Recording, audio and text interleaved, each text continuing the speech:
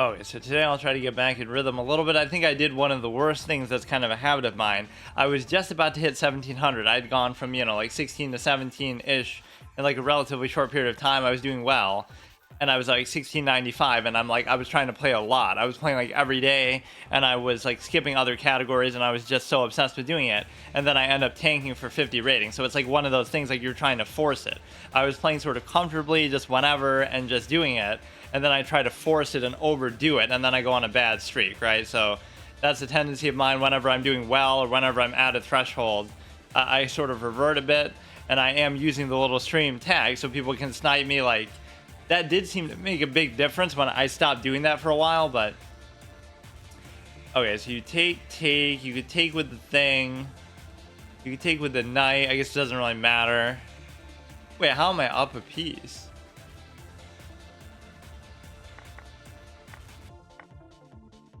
Oh, they'll end up taking that though. Like, there's no way to have stopped that from happening. You would think I would like correspondence more too. I could be playing like 100 correspondence games at once, or that's what I would do if I was like a GM or something. If I'm Hikaru, I'm literally Hikaru. I'll just play like correspondence games against every single viewer that wants to play them because like it doesn't matter. You know what I mean? Like you can do them at your own pace. So anybody who wants to play, sure, we can play, but it's like it doesn't mean you have to play a dedicated time. Whatever, like a fixed set time format game. I don't know why it keeps doing that.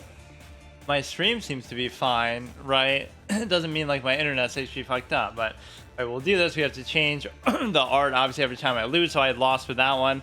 So this is like one of my NBA 2K streams, one of my first, probably early ones that I uploaded, right? These are all like my YouTube thumbnails, and look how the side is even misaligned, like, and I was using like a lot of Twitch emotes and stuff that I'm not even a big fan of, but just to... that's what the kids like these days, but it was misproportioned. Like, if you're going to do this black border, which itself is kind of amateurish to show, but you just use a transparent background, right? All of these things that I wasn't used to doing. But then you even show, it should be off the side, so you shouldn't be able to see that part of it.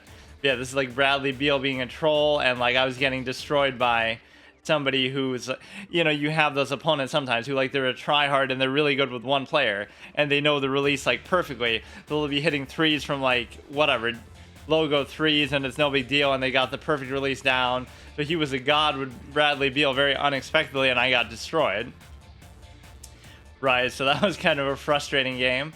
Let's see, we'll go to the next board. We're in sort of a purple phase here and we'll keep messing around with this, as we go. So we've lost some of these city piece sets that I like so much. Let's see what actually that is rated. Oslo, August 31st. One of the best movies of all time. Really good movie, right? And yeah, recovering drug addict who takes a brief leave from his treatment center to go a job interview. It's sort of like this great example of... like the deeper meaning behind something. For example, you might think, oh, he's struggling because he's recovering as a drug addict, but that's not actually the issue.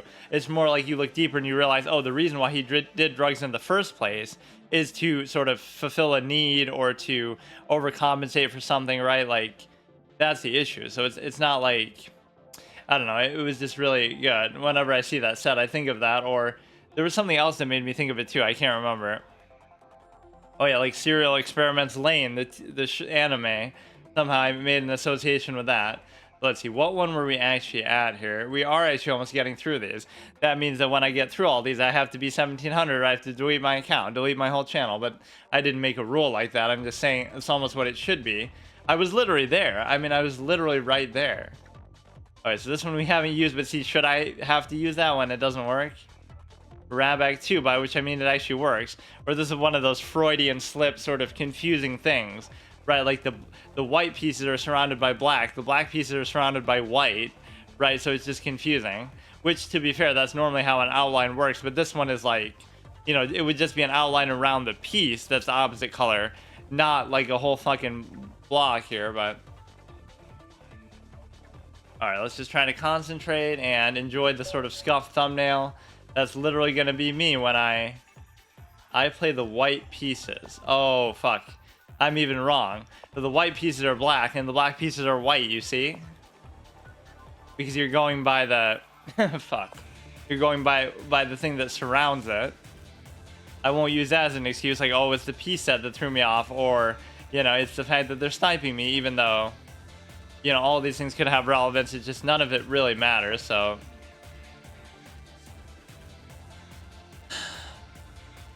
what I'm trying to do here is I'm trying to, you know, we could just cancel already, right? They're putting no pressure whatsoever. This move is going to be relevant to try to stop the pin.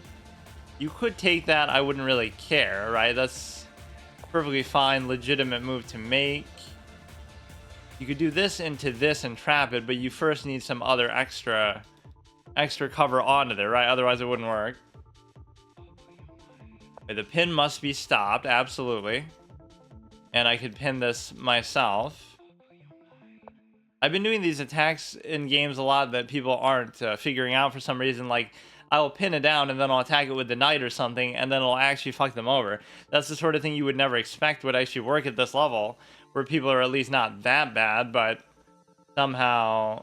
Okay, I'm feeling nervous about my bishop somehow, that I feel like I need to just give it some breathing room to escape. Alright, we can go like this, but you can't. So this is an annoying knight position that prevents that from happening. And I also can't pin down very effectively now either. My style of play is so good in certain ways that, like, you can't beat people who play like this if you know, normally I'll lose on time or something. But the problem that I run into is that I get lazy somewhere and I try to just trade too much and overdo it and I mess up like that. So there is something to it. Like, if I just play discipline, it is very, very hard to beat me. Doesn't mean I'll beat you, right? But I might flag you, or I might more than likely draw you. If you go here, they would take, I would take, they would still take. So there's nothing I can do about that at all, right? There's literally nothing I can do. You can go here and just try to trade. And the reason why you can do that is because the bishop covers. Even if it didn't cover, you could still do it. But you'll take, then I'll take, and then you'll be pinned down into the thing, which I can't really do anything about, but I could do like a little bait play. Now what's interesting with that is the simple fact that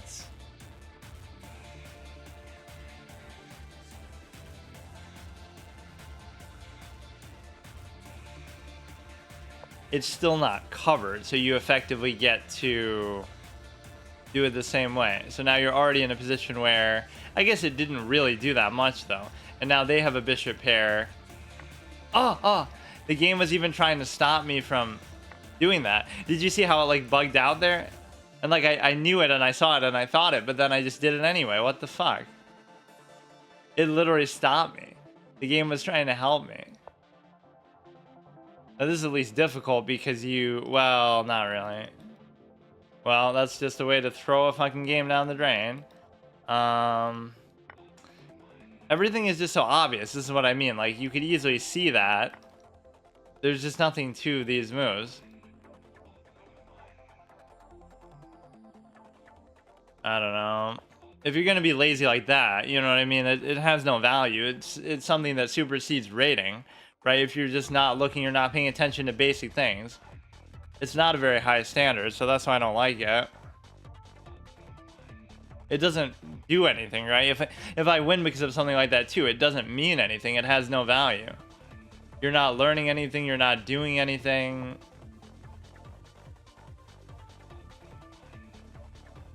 Now I won't be able to come back from that. It doesn't mean I'll necessarily even lose, but we could maybe squeeze out a draw at the best. Now I'll go for crazy wonky attacks that I normally would never do, just for the simple fact of whatever.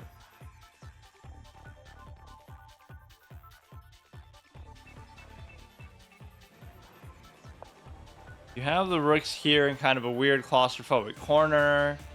You're threatening this. So like that whole thing was very obvious that that would happen, right? And I knew it too, but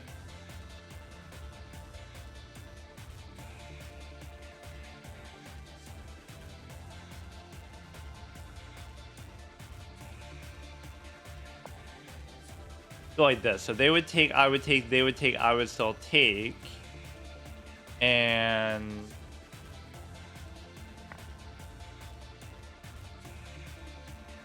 it's very hard to see that you're highlighting the piece, so it makes it feel like now we're gonna win because of this past pawn. That actually isn't bad, right? It's very unlikely I'll be able to do anything with it, but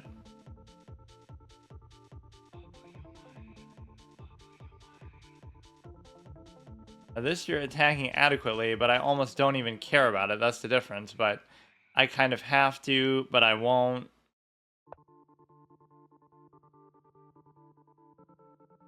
You can go ahead, take there. I don't really care. It's just more a nuisance move to try to get me to have to move the queen and move it away. You might think, oh, this all works out for me. Like somehow it's some aggressive position that I created by losing a piece, but it really had nothing to do with this, right? I'm just giving up a rook just because I'm lazy and just stupid.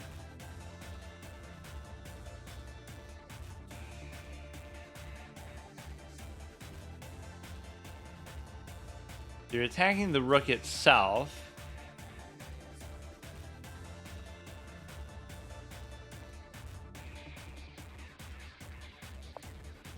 The reason why this isn't so bad, because I don't think you can actually do anything with it. That's a good unleash that would allow you to attack the queen, right? You can't give a check. You can't really do much of anything, so that's actually okay. Come back to there, you attack that, but I obviously have to move this. You cover there, that's perfectly fine. So we had like a sick pass pawn potential there that maybe I should have tried to press that to at least like win a piece back, right? It is at least possible, theoretically, that I could have done something with that, or if I get like an octopus knight, could be very strong, like right up to there, right? These pawns are kind of interesting. That's the one way to get me to play aggressive is if I'm down material. Now I feel like I have to have a chance, but then again, it ends up just making it worse.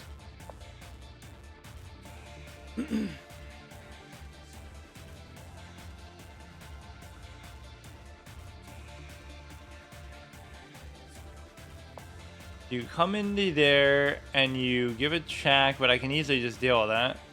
Or you're forcing the trade itself. This is the difference of one rook, basically, that is the same rook that we kind of fucked up and just gave up for no reason.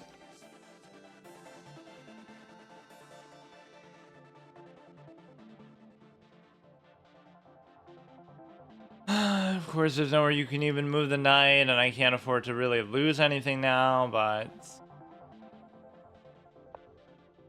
go give a check like that. Like, obviously we're gonna lose this one now, or I play like that more. Like, maybe I could have still drawn it, but I almost don't even care. Like, if you're gonna play like that, it's just a waste of both of your players' times, because it's also not instructive for them.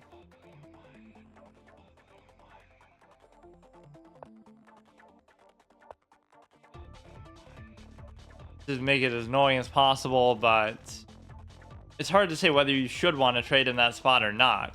You kind of want to because you don't want them to attack you, but also your pieces mean so much more because of how, you know, you have fewer of them, so you kind of can't afford to trade everything off either.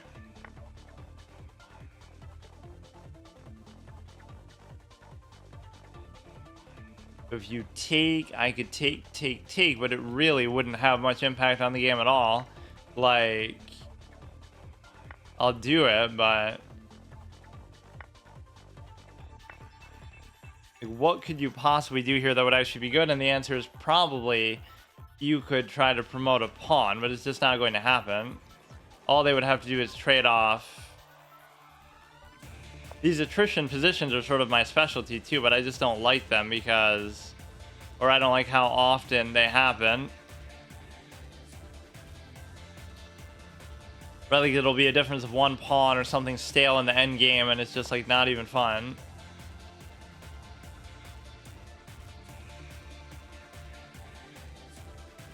There's all kind of checks they can give. In fact, in particular, they can do a check relating to that.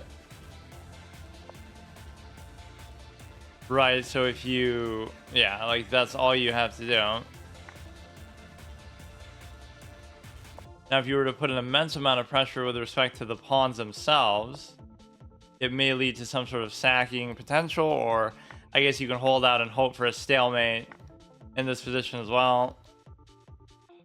For some reason, this set actually makes it seem very hard to move stuff. Like, it kind of fucks it up. In fact, it almost saved me. Like, it literally wasn't letting me do that as if it was an illegal move, but it wasn't.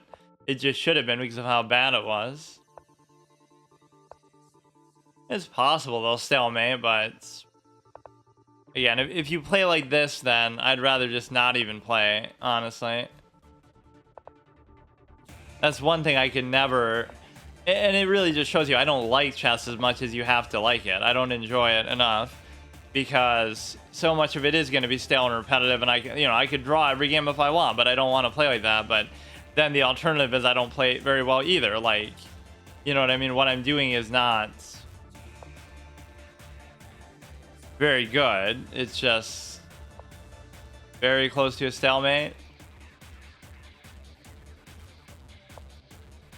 Fuck.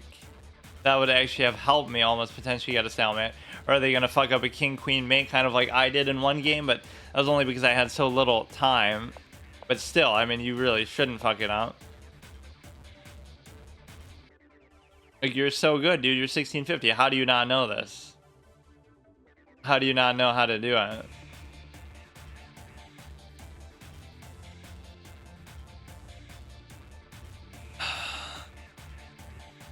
These people are so fucking bad, too. This is the whole shame and disgrace to the game. Like,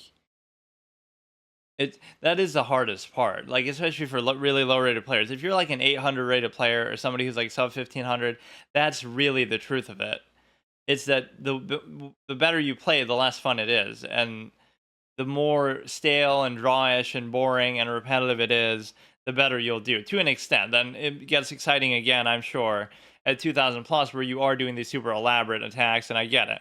But at this sort of moderate level, you put yourself in a position where it's really just boring. You're trying to play it in a more fun way. You're trying to be aggressive or do something creative and different, but it just all gets bogged down. You just have to play in a very dry way, which I've done a lot actually over time, but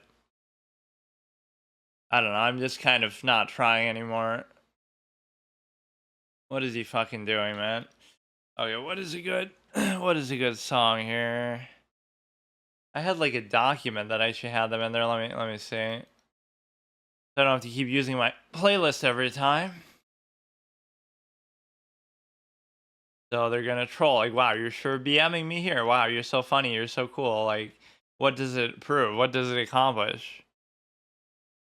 You know, that we should have like a standard like that. How many games do I beat myself versus how many times sit at the chessboard and beat yourself? Magnus Carlsen. How many times have I beat myself versus how many times have they beat me? I can give you credit if you do some crazy sequence of moves or anything clever or interesting, right? But you can't do it if you, like this. I just gave up a rook and I saw it, and I even tried to stop myself from clicking it, and even the set itself seemed to intervene and try to stop me, but I just don't care enough, I guess. It's not even time, it's not even anything. Like, you can't force yourself to like it. There's a line like that in the Queen's Gambit that's good. Like, like whatever, that boyfriend of hers who's like staying over for the night or something, it's like that she really seems to like too. It's like, he's like, I like chess, but I'm not crazy about it like you, or something along those lines. Like, she's obsessed with it versus he just likes it and he's just into it. But it's like you have to really be obsessed and crazy about it almost to really make any meaningful long-term progress with it. I don't see how this is like a funny or good BM to do either. It's like you're just wasting your own time. Even if you were gonna flag, I'll probably just resign out of respect. But maybe, oh, he'll get a stalemate or he really had to go. But it just doesn't matter. Or like he's pissed that I made him wait that long and have to play the game out, even though it was obviously he was gonna win the whole time. But now he's gonna waste even more of our time. And yeah, see, this guy gets the full clown treatment. Right, on me. Like, I deserve to be clowned for this, regardless of where he's played over the board in real life or other sites. He's only played 282 games. I've played 2,000. How the fuck do I lose to him? How am I this bad? This is the same thing I would say. Like, how could this clown have played 1,100 games to be this bad? Normally, it's a lot more than even that, but You know what I mean? You're not really paying respect to your time by doing this. You're very funny, dude. So you'll do it now, and it's like, what's so satisfying about that? You won the game, take the win, move on. Your 1660 rating on an inflated site, like, who gives a shit, dude? Do it, do it. I don't even want it to fucking be a draw. Right? I don't deserve it. I also don't learn anything from this, but I also don't see what I'm trying to prove because it's like, wow, so cool, haha. Last second, like, let's waste both of our time. But then again, I guess you resign yourself to the fact that you are wasting both of your time by simply playing chess in the first place because that's all it is. Like, I don't know what people get out of it a lot of the time or how they don't get burnt out. Even if it was more rewarding in a professional sense, like it's super unrewarding, even if you are really good, right? You barely make any money. You kind of just, wait, let me change my image and I'll change my, I'll look in the text document for a song too. Wait, how is he winning that much all the way? I guess it was relatively early that we gave up the bishop. Or these always look skewed because the majority of moves are going to be like, the end game starts here and it's like, just a lot of back and forth king queen movement or whatever. So it makes it seem like, this is stretched out more, but realistically the majority of the game is happening here. This is what's going to dictate the outcome. All this is just sort of fluff, back and forth, pad your accuracy BS, right? That doesn't actually matter in the game. So what is it, maybe something even earlier that yeah, see, even before. So I'm tunnel visioning on some cute little thing like, oh, if you take, I take, and then if you take, I take, or I could just take, then take, or whatever, right? But obviously, you just have to be aware of the rook's position there. So not a very advanced thing, not really something to learn. The lesson there is like just actually look at the board, right? Open your eyes and actually look at the board. But that's something that I only selectively do. So this at least serves to explain like why so many people are bad to an extent, right? It's like you don't really care, you're not really trying, because I refuse to believe that people, wouldn't be able to do, right? Like really, that's what I'll be, like a bottom feeder type now. I'm gonna say it like that. Like imagine not being what I am right now, like 16 whatever, and imagine that I wasn't even for at least a little bit, although effectively I was playing the same style and at the same level. Like how could you not be do what I'm doing now, right? Like I'm not doing anything. So everybody in the world is 1600 capable, at least on the site, whatever, which is a bit inflated, but that's what it really means. If you're just really thinking or using your brain a little bit, it doesn't really matter. Okay, let me see what other music we have in here. Why didn't you resign? Why didn't you just end it quicker is the real question. I don't like to resign. Oh yeah, let's do this one actually. We'll do that and then we'll do yeah, just in case they get a stalemate or just in case they really do flag for whatever reason, maybe at a real life emergency at just the right time, and you can take those too, even though I don't take much satisfaction in that either. Okay, what was the other thing? Oh, I have to find the stupid Imgur link now. Change my little Bradley Beal clown thing. I do like that though. I'm surprised you haven't seen this image more. In fact, over the years, it's a pretty memeable thing. Like he's just sitting there satisfied with himself, blowing the other team out or whatever. Let me go into Imgur here, and then I'll do the next one. That is actually obviously the one I'm using. It kind of bugged out here a little bit. But I like this though too. We can go into like all the stories behind this. So this was just me playing NBA 2K for the first time in a while. Maybe one of the first times I played it on this channel. Like this is around 2022 or maybe the end of 2021. And so I'm surprised I even bothered uploading it at that point because I wasn't uploading much. This is also part of me playing that. Which so this is at least when I started to manually upload the thumbnails themselves. Like before that, I was just letting it auto grab one. Like this is just like an auto grab one, I think, just where it'll just pick a random moment in the video and just make that the thumbnail, which they're always like lower quality than if you take them yourself manually. But here, like I made this myself. I was using a lot of Twitch emotes, the forehead. So this was like some weird thing where like I'm trying to play a 250k tournament, whatever. And I got Pink Diamond Devin Booker to try to do it, but then it wouldn't let me actually play. Like there's an hour 38 left, but there was no play button. So I still don't know what the fuck happened with that. It's like you could say you're too late to join, but there's still an hour left. So I don't know. I totally would have won that too and won 250K. But it's not even like you win it for that. You just get qualified and then you get invited to some event or whatever. So it's not like I had any chance of winning, but it should still let you play. Right, so Rabak 2. And then, let's see.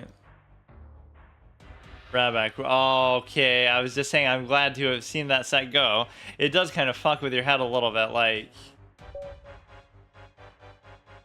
Okay, white is at least white around the outside, so the pieces themselves are not the color that they seem. This is like a reverse psychology troll kind of fucking set. Alright, 6,400 games, so at least I don't get clowned in this whether I win or lose, because of the simple fact that he's played more games than me. That is a good standard. Whoever has played more games, if they lose, they get clowned. Or if they play badly, effectively, they get clowned. That would be something I'd want to make a series of and do like those permanent team round robins and stuff if I had more time. Would be like an NBA 2K thing. Or I could always do it like how I'm doing my what do you call it?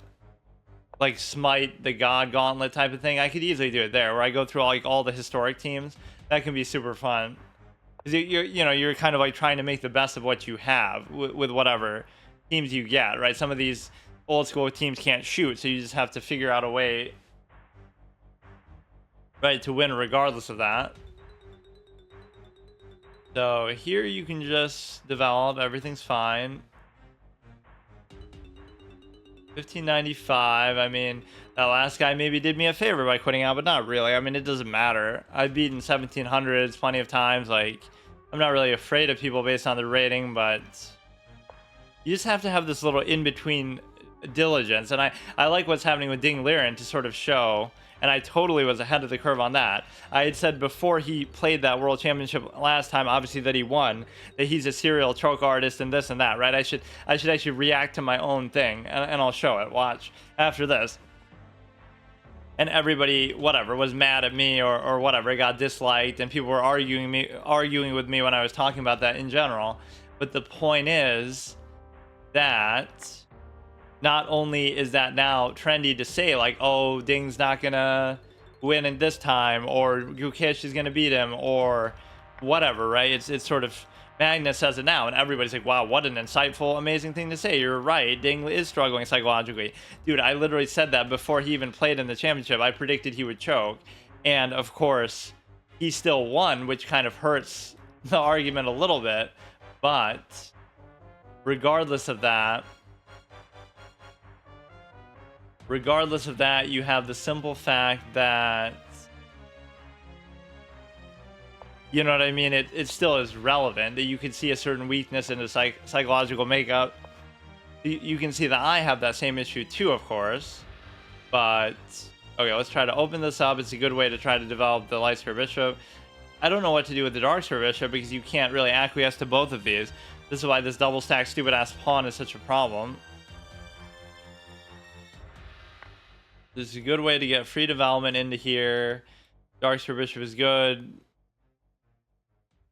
I can guarantee you, in a game like this, right, everything's been played pretty solid, so there's no way to actually say that anybody's made a mistake or anything.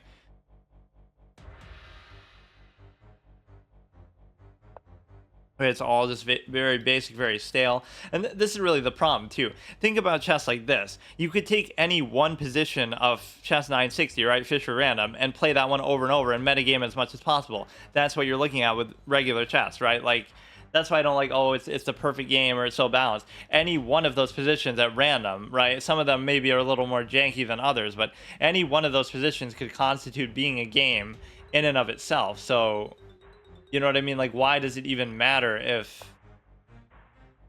Why fixate so much on this one? It's not perfect. It's been changed over time. You know, Chaturanga was completely different. They did the whole thing with the thing, like... and Pizan and adding the pawns and all this kind of shit. Okay, this is uncomfortable because you'll keep doing the same shit over and over that I cannot tolerate. And so therefore you have to... You go ahead, you'll do this, everything's perfectly fine.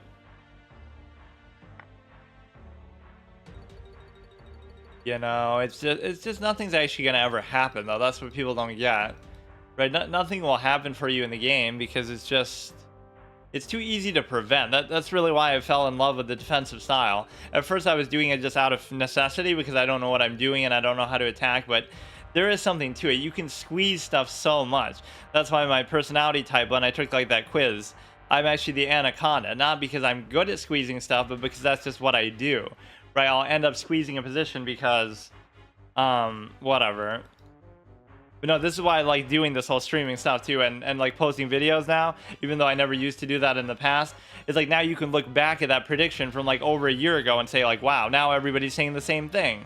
That, oh, Ding is broken psychologically. No, what if he was always had a little psychological weakness and now it's come out? Right? He always underperformed from his rating. He always, you know, never played in the World Championship before, even though he was consistently number 2 in the world in rating. So he never really played to his full strength. So you have this capability here. And the reason why... I mean, you could just do this in a raw sense, I'm sure.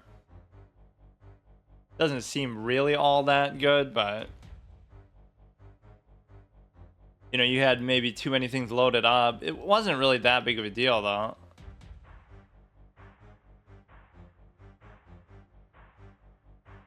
In fact, it could have even been potentially bad, depending on how I played it.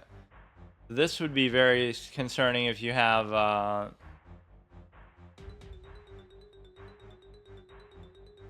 let's see. You could do this just to cover it in a broad sense, but there's a certain concern with respect to... I would take, which wouldn't really even entirely be worth it, but...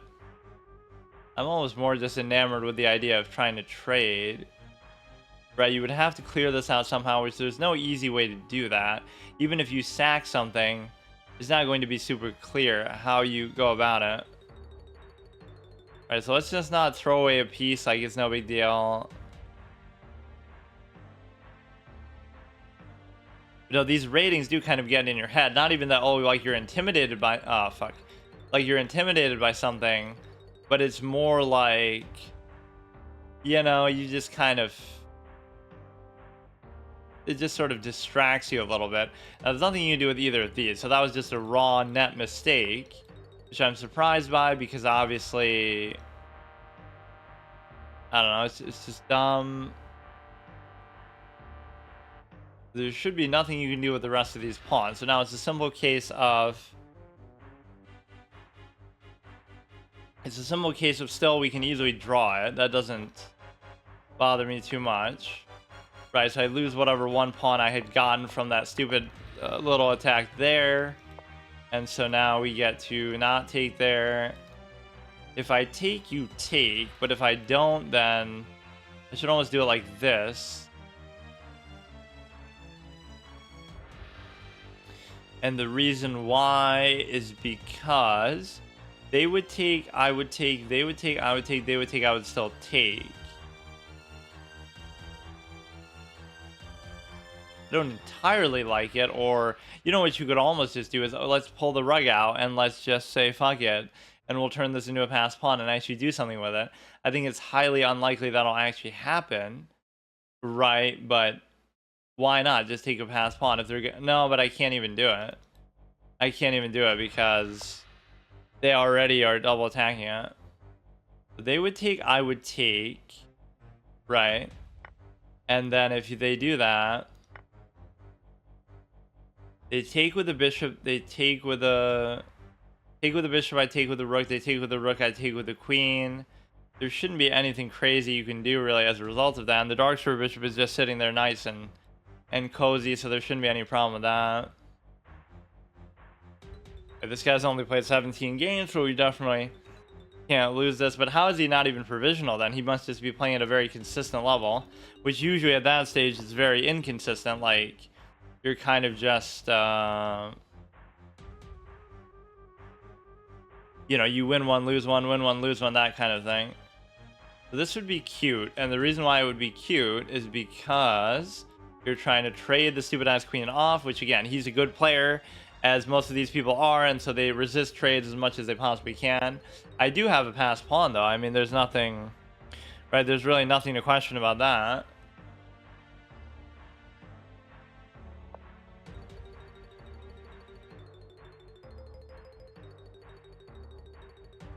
Now, it's not as bad as it seems.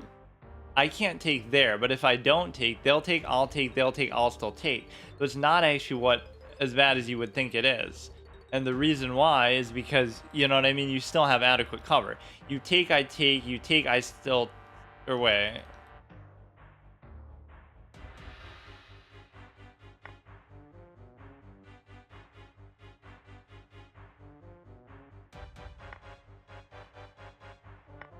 Okay.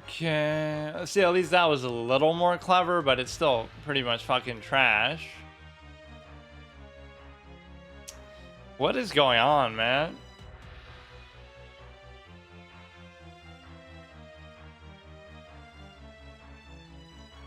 I'll try to promote my passed pawn, which unironically could be pretty good if you know, mitigate some of the dark squares or whatever we can do with it, but the biggest thing you have to do in a position like this is you have to stop them from actually trading, right, for once. Like, I don't want to trade, and this is my one weakness in the game, actually. Because of my desire to always get these positions over with, and because I just hate the game itself and I don't want to play it, right, despite forcing myself to or whatever, the reality is that I go for a trade that's sort of unsolicited and unnecessary and sort of just a forced thing, and because I do that,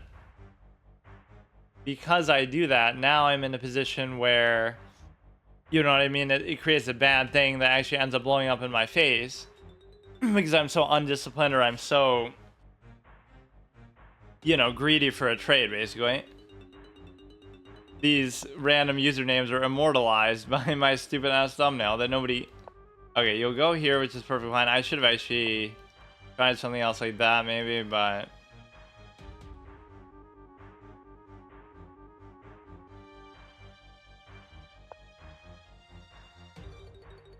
You're compelled to take with the stupid ass bishop, and the reason why is because you get to I get to take with the bishop, so obviously you wouldn't want to trade in any other kind of way. And of course, Devin Booker is one of my favorite players. Come to think of it, imagine taking a team to the finals where your second best player is Chris Paul, an old Chris Paul that's a bit of a clown, you know.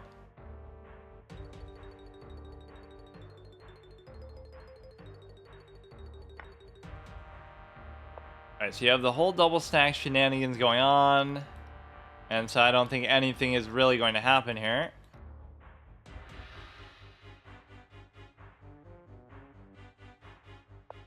Now it becomes pointless even to try to count. Like, why even bother? It doesn't matter. You might be able to squeeze this out somehow in a weird way. Like, it's not that they couldn't blunder a piece or or something, but it's just very unlikely to happen. Let's just try to make this annoying as possible and try to stop them from obviously trading at all costs, because you need something out there. Okay, it's still gonna take them a little bit of time basically to try to do anything with this. You check, but you can't check there no matter what you do, so it's perfectly fine.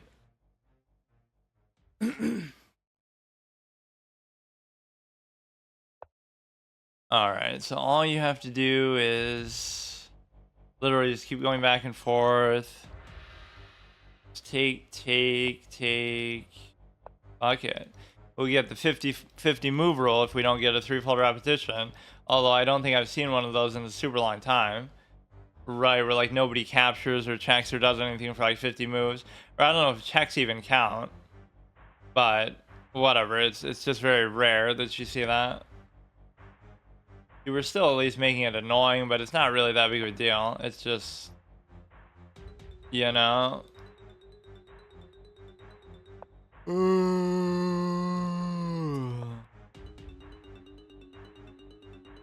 You take, I take. If you go there, I can still go here. So It's not necessarily a mate, but it's very... Or actually it is, if you just go like that.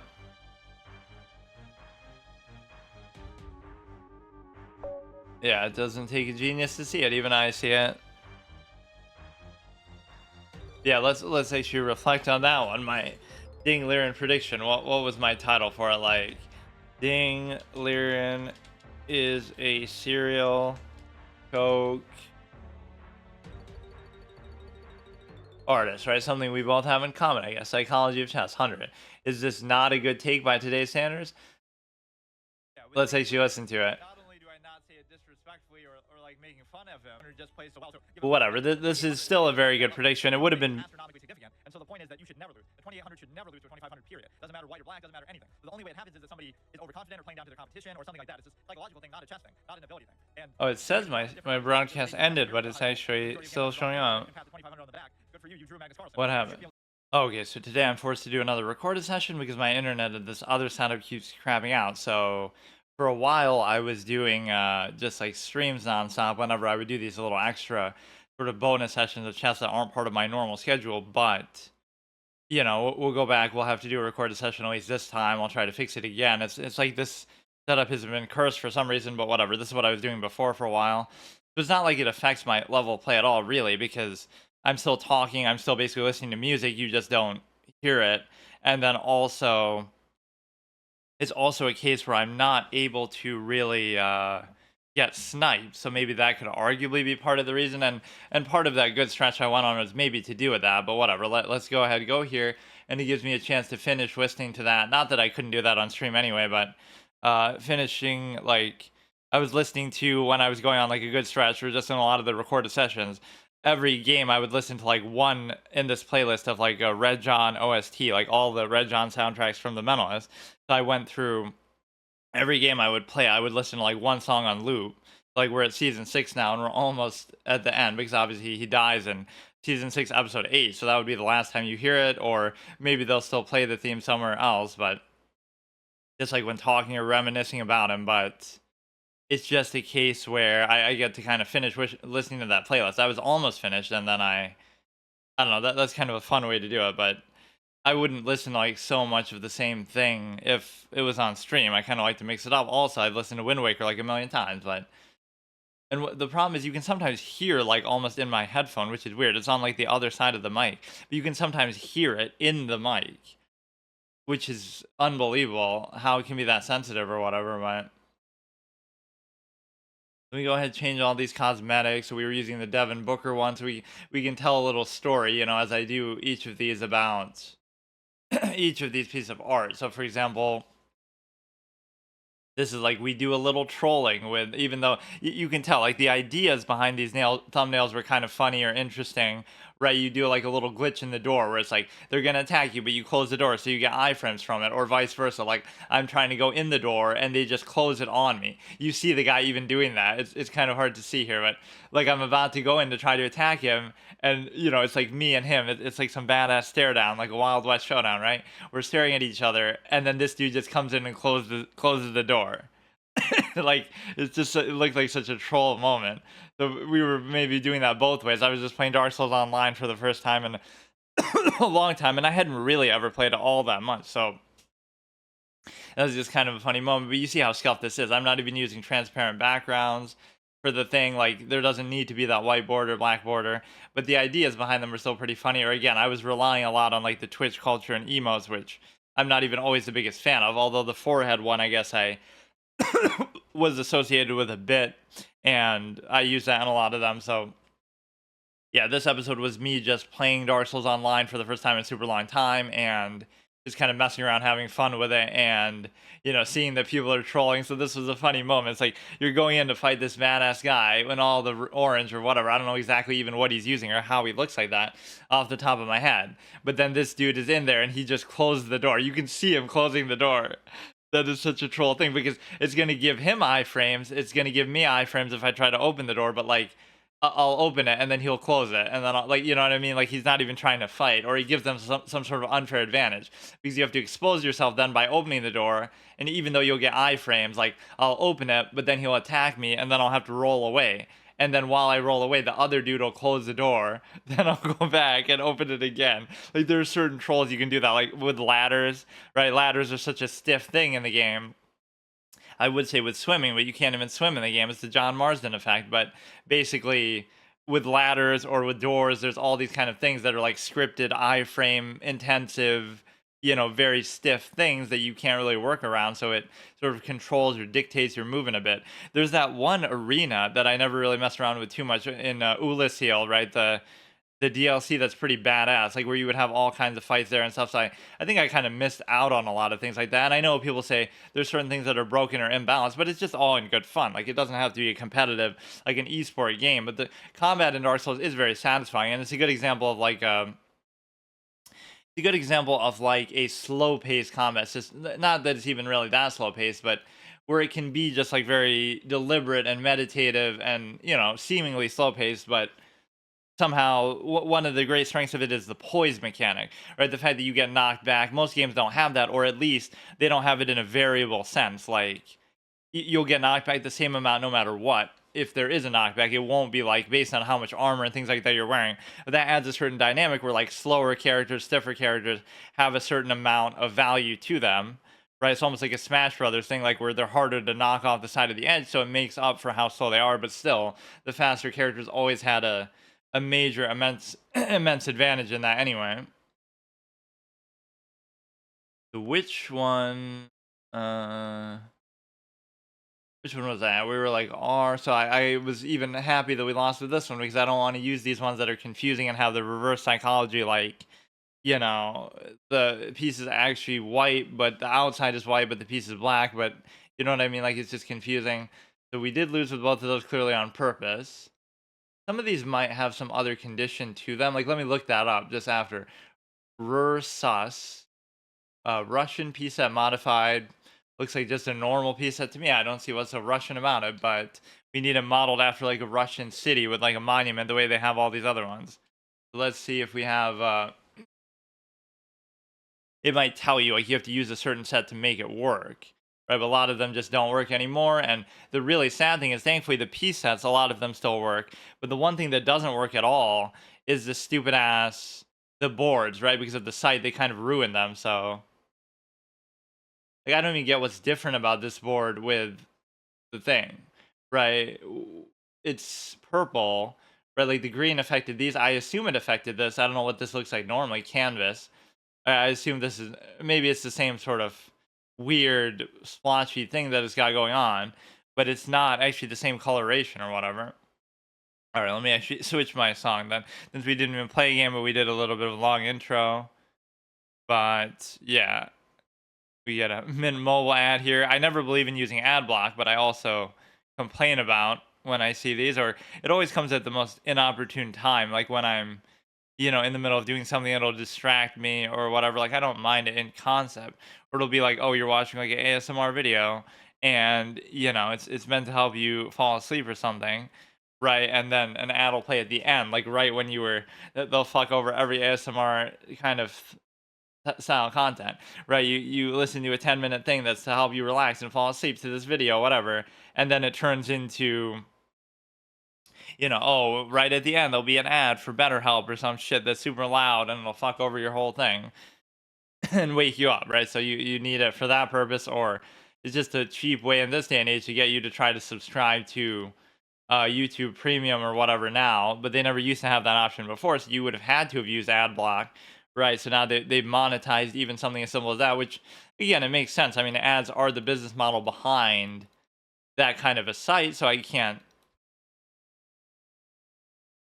really be too surprised or upset about that. And in fact, I even encourage it to the extent that, like, yeah, the whole reason why, it's kind of a hypocritical thing for a streamer to do, let's say, that, let's say I was a big streamer and a lot of my money came from ad revenue or whatever, just the whole infrastructure of the site and the basis on which you're doing it is at least partly based on ad revenue. It would be hypocritical and wrong for you to basically say, well, well, you're in a position that you're going to block ads, the same ads that you'd be normally benefiting from in your whole content infrastructure on YouTube or on Twitch is based around, right? You wouldn't want people using ad block on your ads, or maybe somehow you still get credit for them, but whatever. Like, just in principle, you don't really have to do that. This is fine. You can't do the stupid pin. So this will be, you have to go back if you don't. I mean, you don't really have to, but this is the one thing you can actually do that almost wants you to go here, right? So I guess I missed something there, that you could have just taken that, and I didn't have any awareness of that. So this is one of the high level, not that it's really a high level thing, but this is one of those potentially high level problems that you run into, where you're in a position that you put yourself in a position where you miss obvious things, or you miss things that are like net positive. You're not really going above and beyond to try to do the most that you can. You're just doing the bare minimum, right? So you're not really looking for things that are always the best, or you get sort of either it's one of two things: one high level extreme and one low level extreme. You assume they're so bad or whatever, and you get lulled into that with how bad everybody is and how low the level of play is, that you feel like you don't really need to look for anything. You don't really care. You'll just win anyway, or it'll just resolve itself. The other side of it is that if you're at such a high level, you assume that they're never going to make a mistake and there's nothing to really find. Or to go along with the low level thing too, is like you're too bad to necessarily find anything, so you just won't even look for it. But it's also a case where you're able to basically able to, see it again at the low level. You're too bad to look for stuff, to find stuff, or you don't even have the confidence to try, or you put yourself in a position where, this is one of those net negative knight fucks everything up type of moves, because of the simple fact that you would have this and they would still have to react to it, but now something is going to fuck up, because they'll like go there, and now the queen is attacked and you have to address the knight. Like the knight's not doing anything, right? But you just have to acquiesce to it in some stupid ass way. That's just bullshit. Like, if I go here, I'm posing mate in one, so you can't take it. But you could do something else, right? You could do something else that would enable you then to take it. So that's my problem. I go here, you go here, let's say. Now you both cover that. You both cover that and this. But then I could go like here and threaten it. I'm going to do it, but I'm probably going to lose because of it. If you take, I just win the game. So you obviously can't do it, but it's an awkward spot, and now I don't really have a good way to cover it. Or I could just go back as simply as this. So this is the natural thing that you might think to do, but then I go here, right? And now you're gonna lose the knight at least. But then even if you do, it doesn't matter, because even if you lose the knight, then you would still take, and then you could still maybe take that too. So it doesn't really entirely solve the problem, right? The act of even going there. But no, I guess what you're doing is, I don't know, man. Point is, you're giving this up for free and you're not able to do anything with that. And now you have to address the queen's position. So it's kind of shocking to me that you would put yourself in a position where it seems like a good position, right? It seems like a good position, but it's just not. Like, really, how do you get rewarded for playing like this? Like, I don't. You can take the knight now, and you're not going to get mated, so you can just take it. And then if I take this, it's like, oh, that's cool. But then you'll also be able to take that, and then, or well, maybe this is what we could do. We could preserve the position down one piece, right? And now at this stage, let's just save the rook. But it's this stupid ass thing. Like, why? I would have to threaten this in some other way, but there's nowhere else to put this that would make that work. That's so fucking stupid. You'd have to like bring the darks for bishop. Let's just not do anything and just It's not like I wasn't fully aware of that potentially happening the whole time too. It's just there's nothing. I'll just sit on the position because I don't know what to do with it otherwise. The whole point would be just to go there and do that, and even doing that now wouldn't even be worth it. So this is what I mean by like half-baked threats. You either have to go all the way with it, but I don't know what to do. If I take this, you just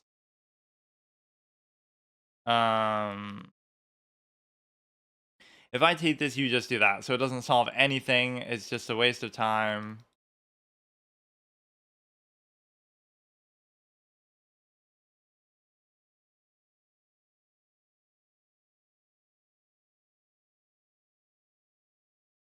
It's still fine, but this is where you learn like just not to attack too, because you can't play like this. Like this is just there's so many things about chess that are just not natural or intuitive, and you could say, "Oh, haha, that's just because you're bad or something," but it's really not because you're in a position that I don't know. If you try to do anything too inventive, it just never works. So this could potentially turn dangerous for me as well, but I'll just do it anyway. Now here's where I just get lazy too. Like I just don't even give a shit. There's like you should have gotten something out of that. You probably would have if you played it right. You know, you can trade the queen. Like I don't care.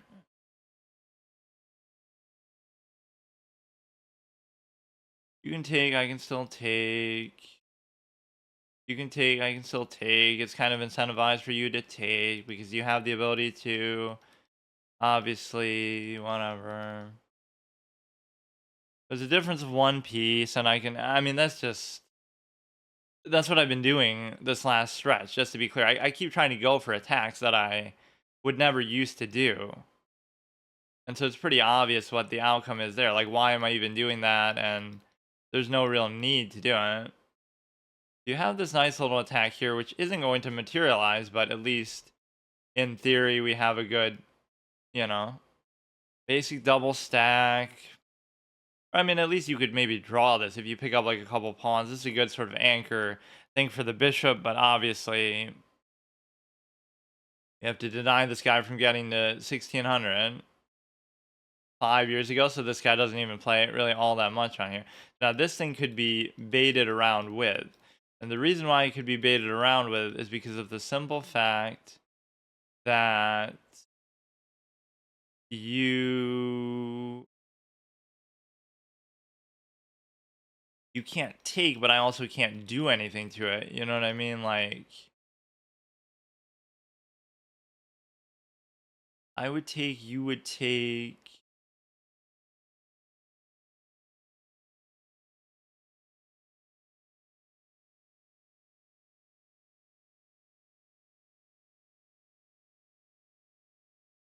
That's the thing, like the game of chess inherently favors defensive play and stale play and repetitive play and drawish play because that's just the way it works. But even at a relatively low level, like what we've seen, that's still what we come to realize. It's very obvious, basically.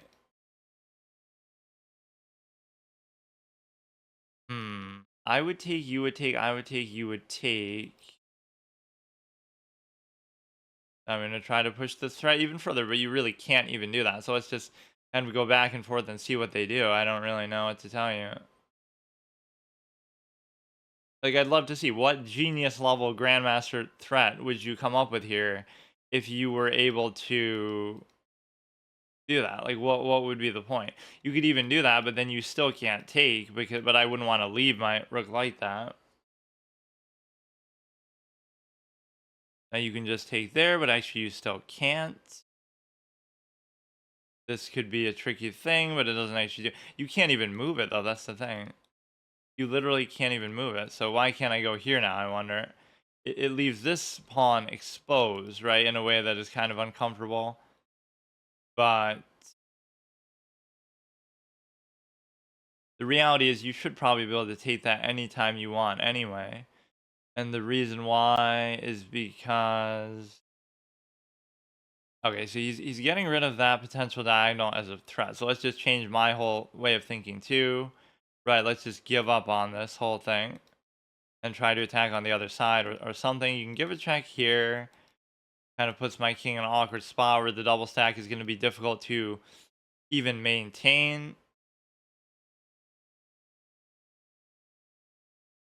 Yeah, like that's what you have realized. Why can't the reason why people struggle to some extent, and I know that's a sounds like an excuse, but it's just maybe a preference. You have to decide whether you really like it enough or want to do it, right? Like you're sort of what is your real commitment to? Are you doing it just to do it? Or are you doing it because of some of the propaganda around it that like people say it's so good or special, right? Even though it has objective flaws or it is what it is, like is there maybe something else to it than what people say? Like if you genuinely like it, that's fine, but you know what I mean? There's something else that feels unnatural about it that if you don't like it enough, that's the real reason. And like what you have to learn is like how to do it. It's sort of like what society does in a social sense, right? You have to learn to sort of counteract all your inherent tendencies. So people would love to just have sex with everyone and love to, do all these things that would be socially stigmatized and, all your inherent base tendencies, right? People would love to do those things, but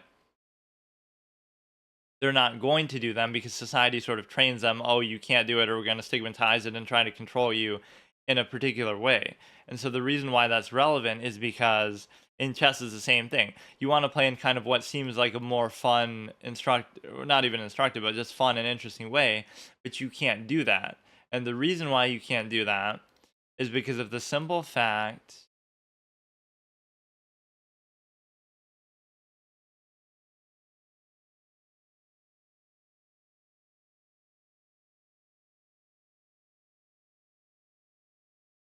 The reason why you can't do that is because of the simple fact that, again, it's just not the zero sum kind of correct way to actually do it. Right, like, and again, we're not even talking about most efficient thing or like at the highest level. We're talking about even at the low level, there's an incentive to do that because of the simple fact that um it might just not be fun, right? The better way to play is the less fun way to play, or it's the less whatever. It'll be more stale. It'll lead to more draws. It'll lead to more sort of stiff positions. I mean, you can play aggressive, but again, then that requires a very specific. You have to study. You have to study very exact things, like whatever you want to say. That's just and there's a certain preference and mindset too. Like obviously, some people maybe are just naturally going to want to attack more. But even if I had that, I was like that too. But there's a limit to how much you can do that.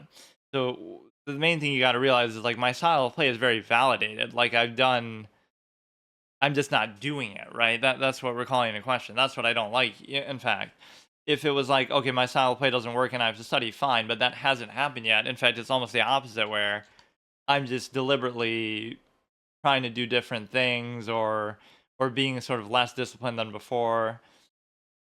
So we have this one is a little Doki Doki. Let me change the song too. This is a Doki Doki thing, this was a game that I thought was very overrated and I really didn't like. And so let me try to recall what my experience with this was. It's just like I'm playing on like thousands percent speed because there's too much reading, and I'm saying the game is bad. So I'm always making fun of myself. Like, how can you be an accurate judge on it, right? An objective judge if you're just doing it. But there's way too much reading. It's like trying too hard. It has like a little horror element to it that's maybe novel that people like, but it's one of those gimmick, almost just like meme bait kind of games that's like, and it has like a perfect 10 score on Steam too, so I'm surprised. But maybe there's some element to it that I'm missing. But there's very little gameplay from what I even saw. We sat there talking to Monica for like ever, and exhausting all her dialogue options at the end. It was, it's a cute little gimmick, sort of funny thing that, oh, look, it's horror in a way that seems like unintentional, or I mean, unexpected and things like that. But it's a lot of text, it's a lot of reading, it's not enough gameplay, it's not really all that special. So I thought it definitely was overrated.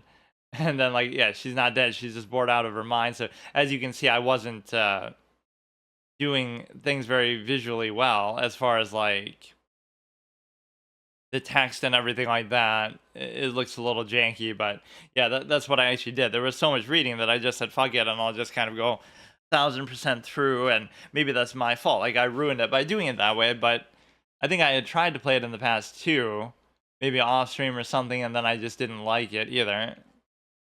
It's just a lot of reading, and again, I guess I was expecting like plot options or something, but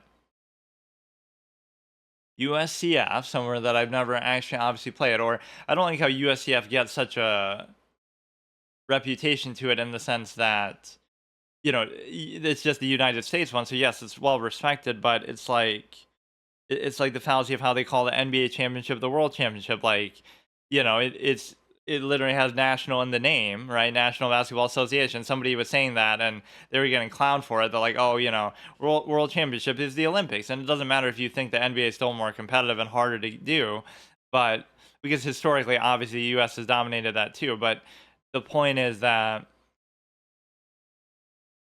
they it's still technically not a world championship, so it's just semantics. It's like USCF gets so much, you hear a lot about it or references to it, but every country theoretically has its own equivalent of the USCF, but it just somehow maybe that's just more respected or something, right? Like compare your USCF rating to FIDE, but what if you live in various other countries in the world? You might think, oh, I've just heard about it because I happen to live in the US, but no, like I'm not as aware just generally of a lot of these other ones that because not everybody is always going to FIDE events. They're kind of sometimes far away, only in big cities. They can be expensive to go to. You have to stay a hotel, fare, whatever. And so the point is that you can do something like USCF or other sort of events that are, still rated to get a general idea and relatively competitive. But what you don't get to do is you don't get to those might be more common in your local environment and things like that. Right, because I would never go to a I mean, see, if there was a USCF thing maybe down the street, I might just try just for the fuck of it. Whereas if I had to go to a FIDE event, I have to go to like New York City, which is pretty far from me, or like somewhere, just a big city like that is inconvenient to do. And again, what's the point if I'm so bad? At least if I'm like 2,000 plus on here, then I feel like okay, I can see how far I can get. Which again, yes, it's inflated, but I would at least feel more confident. Like okay, I'm 2,000 on here. I'm probably at least 17, 18 in a FIDE setting, or you might be surprised to see it might be the same or even higher because you're in a position where basically it'll be a lot of classical stuff, or at least that's what it would favor. So it ends up being longer. Whereas here it's more like 10 minutes is kind of a garbage thing that isn't instructive, even though that's not really why it's happening. So we did change everything, right? We did Doki Doki, we did USCF, obviously that's why I was talking about that, and then the board is like some kind of Marvel thing, which almost doesn't look changed maybe from the original, but I don't know. I'm going to treat these like they're different, right? I can't really keep track of the boards anymore for this. We've gone on an incredibly bad streak. So the one mistake I'm making is I'm not playing like I normally do, which is to do the correct move is even to go there, but I don't really care about that. I'm not playing like sort of the safe way that I normally do, and I tend to do a lot better like that. You could say that's like, oh, it's playing scared, or it's like being, too passive, which it's like that's my biggest complaint or weakness that I would get is like I'm too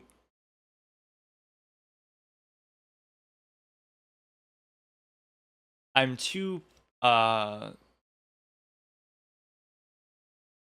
I'm too passive in winning positions. But what does that mean? That means you're always in winning positions. So that's a good thing, right? Like you can't be upset about that. Then I always create winning positions and then I can always learn how to attack later or whatever. Just do it by attrition or something. Th- This doesn't make sense with respect to the actual bishop's placement. And see, here's where I'm going to make a bad move because this is where the knight can just be so stupid. Like because the knight doesn't have a clear path of development. Now I want to go here. I want to go here. And then I want to basically put the knight somewhere else that won't get in the way of that.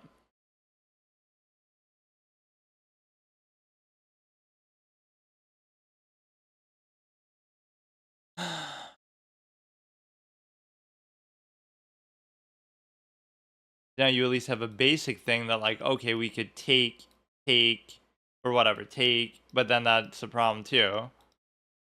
Yeah, you always think in one direction. Like I take, then if they take, okay, now they can't even do that. Now this is good for multiple reasons. And the reason why, although they probably have some stupid sack play that'll lead to me getting mated, so if I take, I don't actually see what it is though. If I take here, it opens the king, right? That's number one.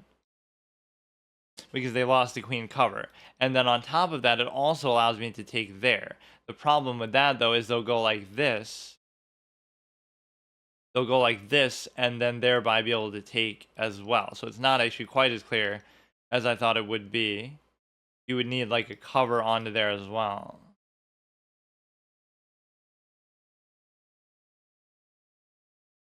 Looking all this time, I still haven't been able to move this stupid ass knight. And in fact, if you could get a bishop move like that, it could be problematic. I'll just move it anyway, but no, you can't actually take this shockingly because no, actually you could.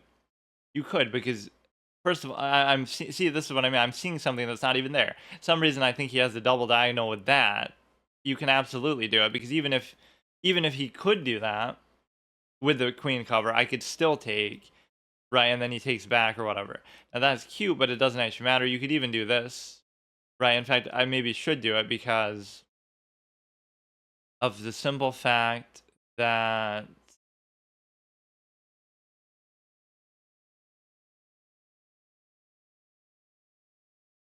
if you take, I take. The thing is, you don't have a cover for that, so you're kind of getting forked, but you should be able to get away with this, I guess. You have to address this first. If you take, I simply take, you certainly had to deal with that. So I didn't really think about that exact sequence either. I was focused on some other thing, but you have to see everything. That's the point. You have to see it without specifically trying to look for it, basically.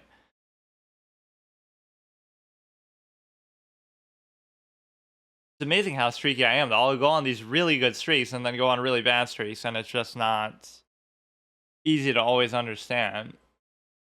So they made a very lazy sort of safe play just to say, well, we're just going to not even worry about it. So all I have to do is the same thing, where you basically get to...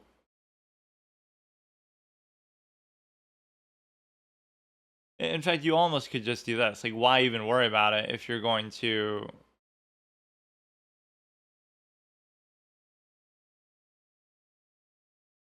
You know, now we're in a two... Even here, I'm playing uncharacteristically because it's like you're in a two-night game, two-night thing where you're able to not even do anything. And the reason why is because you're in a two-night endgame that you never want to be in, and they have a bishop pair, even though it might not be the best position one.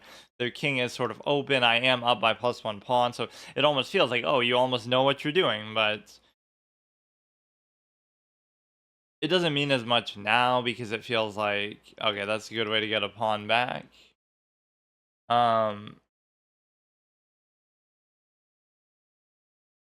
It feels kind of like what's wrong about it is the fact that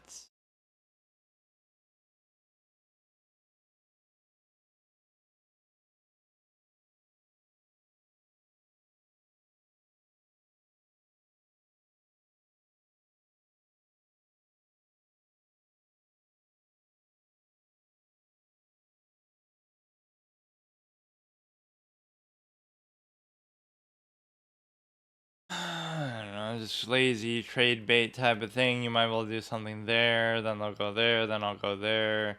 You should effectively, you know, be able to do that. So this is one of the advantage of having the king open like that, that you should actually be able to win this, and maybe I'm incorrect. Right, the act of blocking doesn't actually help you there. But either you were going to move it and lose it, or now you're going to lose it like anyway.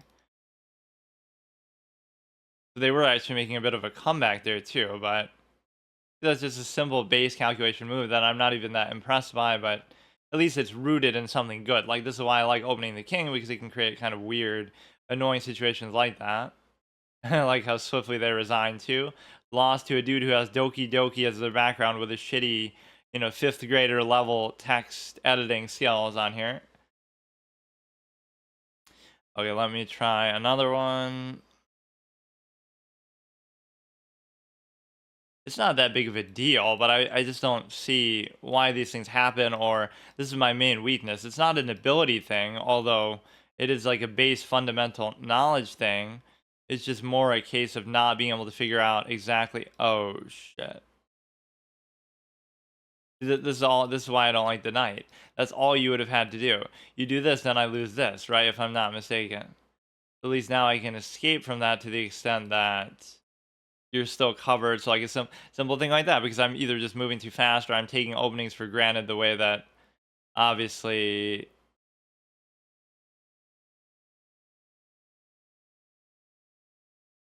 I don't know. I feel like maybe that was even better there, but no, that's the one big mistake that low rated players make too. Is they're sort of like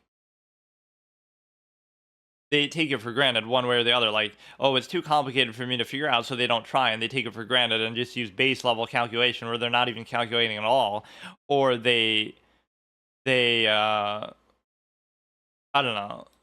Like, they don't realize how much effort goes into it, and it feels almost like a lazy, nerdy, stupid thing to do. Where it's like, imagine actually studying a board game, which I agree with that. I would take, they would take, I would take, they would take, I would take, they would still take. If we pin this down, then they won't necessarily be able to do that. But then in the meantime of doing that, they would also be able to. They would also be able to basically, whatever, just castle, or they could just move this here, for example. But nothing's really happening. Oh, here we go, dude. Here we go. What? But why is this even bad? Like, what can you even do? You can bring the queen like there. Doesn't really do anything. Like one of those really dumb, lame brain type of moves. Even that is like, so what? Why is that special?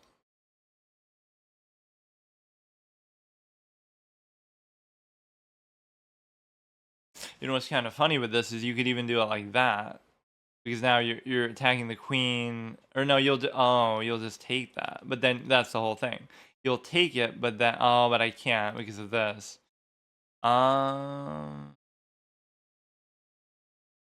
what the fuck is going on?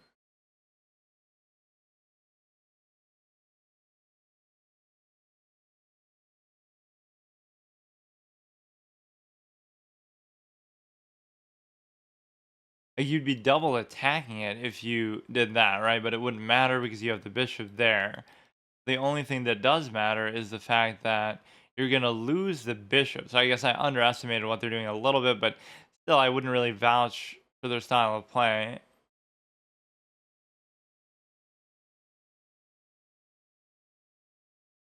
I don't know.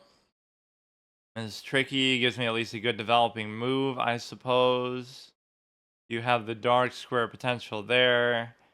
I mean, it's worth it for them because they'll even be +1, which seems kind of nonsensical how that could even be possible here, but I guess it's fine. You could give a check somewhere along the line here, which doesn't seem like it would do a whole lot, but I have to be weary of what these stupid ass threats are going to be. This seems like a good move because it blocks even the ability to give the check.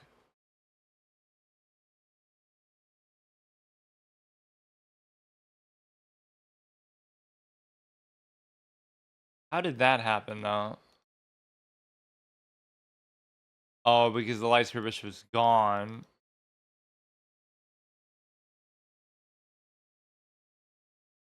Or we can just do this, so that would just prevent the check from being really all that effective. And if you can do that, then I don't know. The dark square bishop is still there. Their development isn't really too good.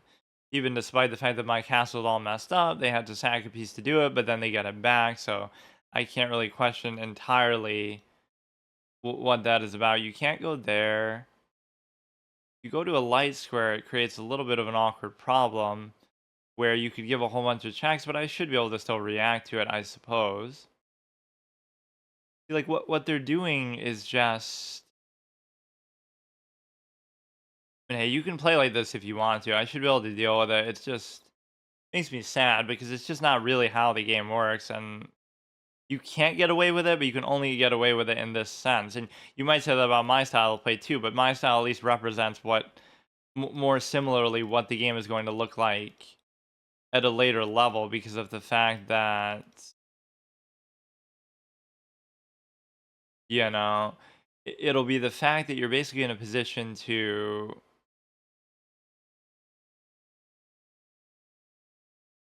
um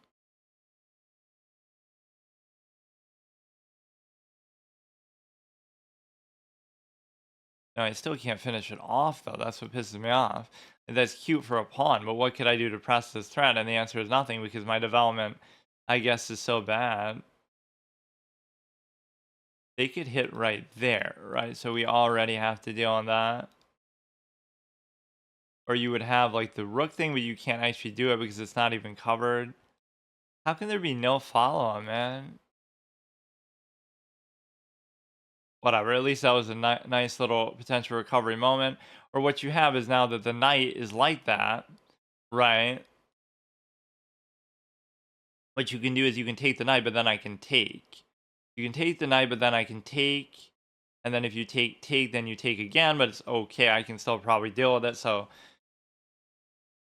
that's the whole irony of me complaining about stuff like that too. It's like, oh, they're out of my prep. They're out of theory. That's why I'm struggling. Like I'm an opening theory tryhard clown. But I'm actually not because,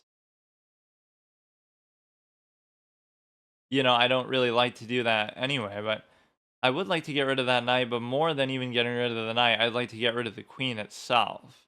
So maybe what I can do is, but I shouldn't leave this like that.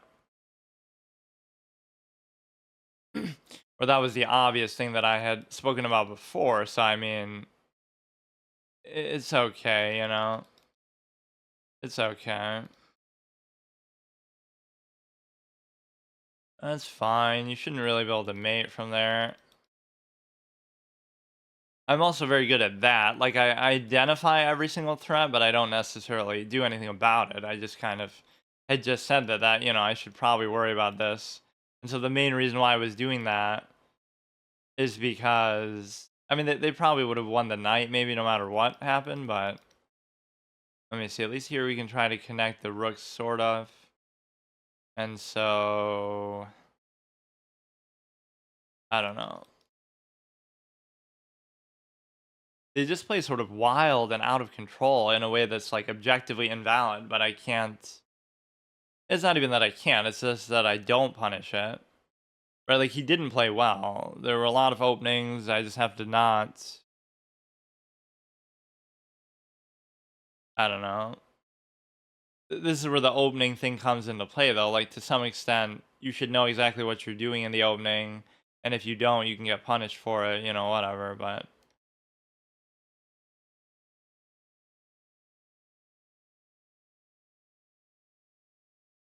now that's pinned into there, which almost doesn't even matter.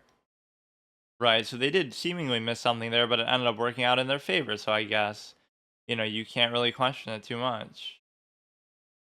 You almost don't want to leave the king there because the take is bad. In fact, it's damn near a mate, but there's not much we can do about it.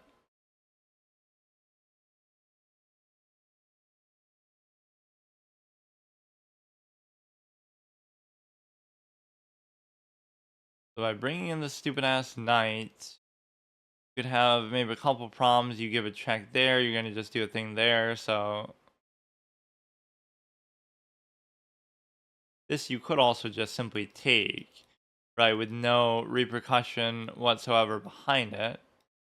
And so if you go like there even, you could just take that anyway.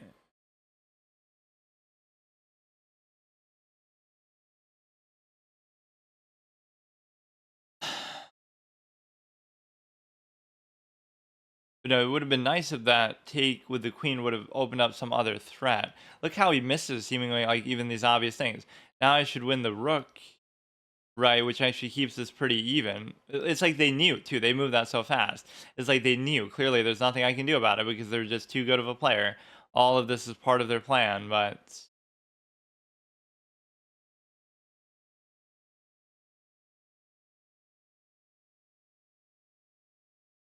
I don't know exactly what is going to happen with this. Like it's going to be almost a mate.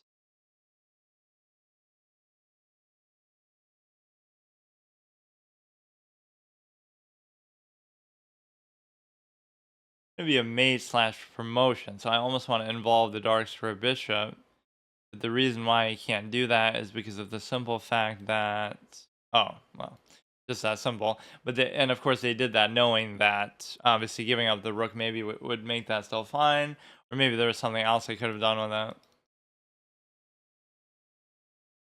I mean, people will make mistakes when doing that, but they're not mistakes because it just always works out. I was supposed to take there, which doesn't make any sense. Oh, I guess. Yeah, I think too defensively, so I don't think like that. Like if I take and then you take back, I could effectively still take the queen, so it would have been worth it. But again, I can't really punish that. Even here, they seem to make a mistake. Yeah, of course, it's a mistake to just give a check and do something as aggressive as that. Like, why would that not be a good move? Now they kind of maybe let you back in a little bit, but I'm making so many blunders that wouldn't be necessarily obvious that they're blunders, or these positions are so unusual that why is that even a blunder? That's a forced move where I have to sack the rook for it, but why? Maybe just because they had a better, more efficient mate in the process. Or no, that doesn't even help. Even though the material, oh, that would make sense too. I'm surprised you're losing by this much. Your material advantage isn't that bad, right?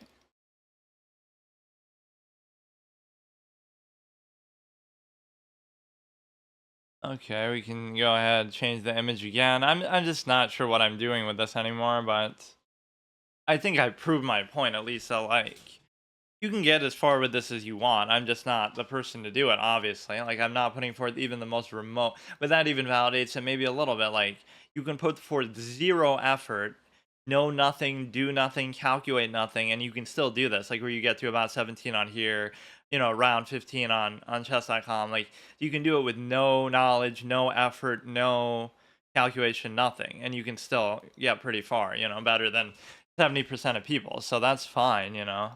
It's not a terrible standard to have. It's just weird that you would even bother doing it though. Like we've already made the point. So what am I doing now? And people would say, well, of course you've learned and studied over the course of time with respect to even just having played this amount, but I think generally the core principles I'm following are the same, right? Like it's not like I'm bringing in a ton of fundamental external knowledge that's really helping me, or I even make a point not to play in ways that would be conducive to that. It'll just be always very much a similar stale thing. The individual variance is obviously going to be there. Like you could get to 2,000 doing this. It's just okay. This is fine. This was chess.com. And of course, this was my first time playing Don't Starve on this channel. Again, these are all like some of my first videos that I posted on this YouTube, so I wasn't really keeping up and posting even close to what everything I was doing at the beginning, but I just picked out and did at least some of them. So Don't Starve, obviously one of my favorite games of all time, one of the best survival games. Obviously I haven't played too many survival games, but it was something I just came back to and just kind of messed around in.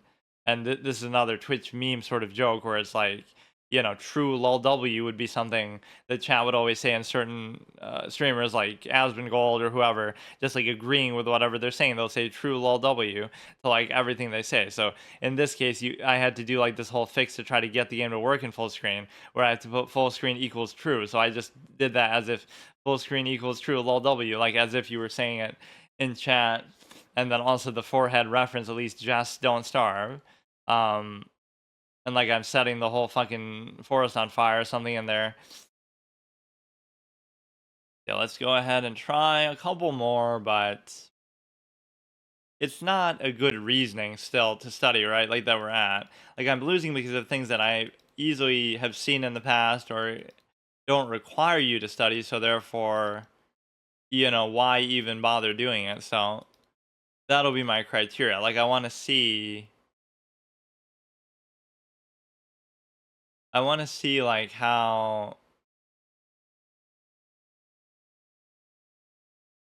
when I really feel like I have to. Right, and that hasn't even come close to happening yet, so I'm just not going to do it. Now here's where the Dark Skirmisher becomes a question. because I don't know what to do with it or how to use it, right? Like I almost feel compelled, okay, let's just do this and fuck it, because I don't know how I'm gonna use it, so why even bother? This is a good knight position until maybe that comes into play. So it makes you wonder a little bit. Oh, see that, there you go. Like you already fucked up. You could have just given, like, why even bother, man? You just want to get it over with. That's what either these faster formats do, or that's what just my feeling on the game. Period. You just want to get it over with. You don't really care about the experience, the outcome. 29th. Yeah. Now this guy I can clown all day long, but maybe his 29,000 games have taught him certain discipline that I don't even still have. You could take there if you do that, so we can just ignore it. Take. You bring in the stupid ass knight. I don't see immediately even what it does per se. Like you're attacking there, but it'll take some doing to make something happen with it. You go here, which the knight arguably isn't doing a whole lot there anyway. But no, I just gave up a simple thing there that could have busted and ruined the whole position to the extent that you're able to. You can go here, right? And I don't fear anything that the knight is going to do. I'm just going to go for it. You can hit here, actually, but they didn't even do it. You can go here, and this is an octopus knight, and it blocks out that diagonal actually so beautifully, even though you still are giving this up. They're missing such obvious things, like, what the fuck? You could even further commit to it here, but maybe you don't need to.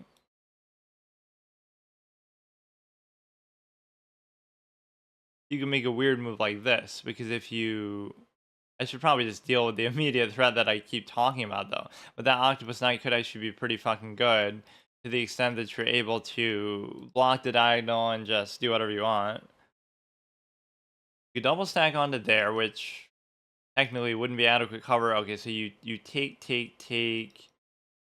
I would still have the queen to potentially be able to take, but I don't know exactly.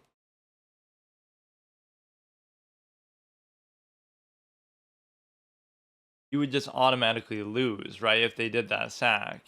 And the reason why you would lose is because of the simple fact that they would take with the knight, I would take with the pawn, they would take, and then I can't block or do anything. Or I could block with the queen, but it would be like, you know.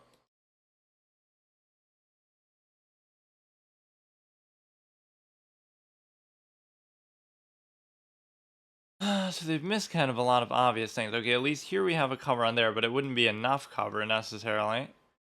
This doesn't seem to do a whole lot for me either. There's this sack play that's going to be interesting. They're doing it to go here, I suppose. You did this, they can immediately take. So what they're going to do is they're going to attack this again. And in the act of doing that again, they would take, I would take, they would take, I would take, they would take, I would still take. It would actually still be fine, but I really don't know. I'm just doing a random move. Like if they take, then I can take the knight. Like maybe that has a certain value to it. But it seems like the act of taking with the queen, you're going to take 2 rooks for the queen. That actually be fine, even though I'm kind of generally uncomfortable with that sort of position too. This is one of those where you can't really do anything about it immediately, and the reason why is because if you take, then I take, so you at least have to just let me take, which is not a big deal. Or maybe I'll even go here, but you're giving up the cover on that, which is your whole anchor pawn for the octopus knight, which makes it not seem really like all that good of a move.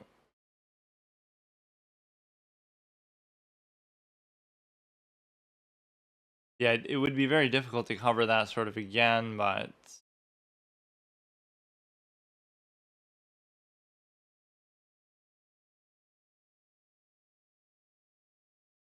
they would take, I would take, they would take, I would take, they would take, I would still take. So I failed to see exactly what the problem here is. You maybe have an incentive to take with that, so you can potentially take that. Or you have this little fork play as well. Or it gives you so many incentives too, because you get to potentially do that. You do it maybe like this, but that could lead to some unforeseen circumstances too, right? Where you almost want to do this, but you obviously can't do it. I might have fucked myself over by doing that little pawn thing that had nothing necessarily to do with the position. Now you can move that knight wherever you want.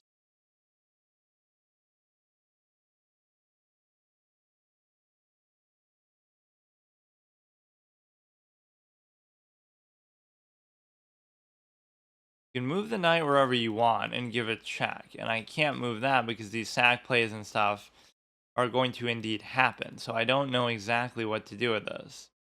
And the reason why I don't know what's going to happen is because if I go here, for example, nothing really should happen.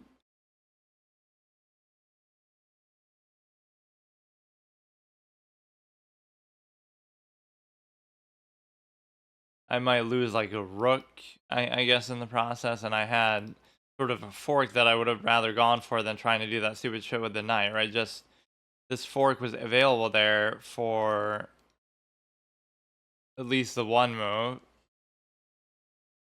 You move this wherever you want, and then I would just take the queen. Then you would take back, and then I would have time, arguably, to move. And the thing is that you could still basically do this threat even after that, right? It doesn't change anything because my queen was covering, but your queen wasn't attacking it.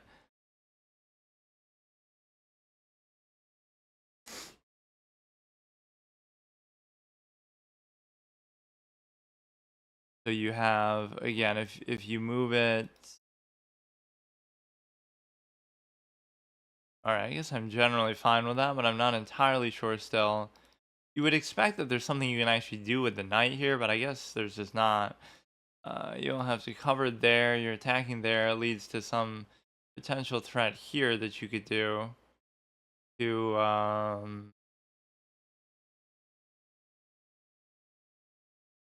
you're gonna lose the knight.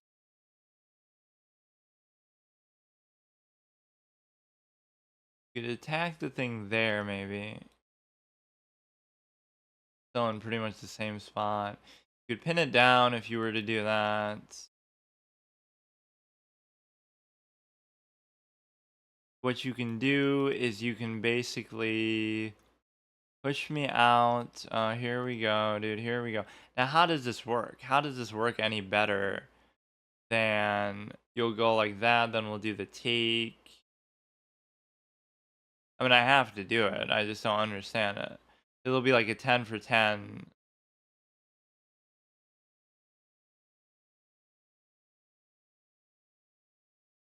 Like, what did you get out of that that is so good is my question. And the answer is there really shouldn't be anything because of, oh, well, I mean, nothing I can really do about it, but you could bring the stupid ass knight back. You can pick up at least a couple pawns, I guess, out of it because I can't even go there to necessarily do it. You'll take, you'll check, then I'll do this, but then you'll take that. So now I'll put this here, then you'll take that one as well. So you'll win on the strength of these pawns more so than anything else.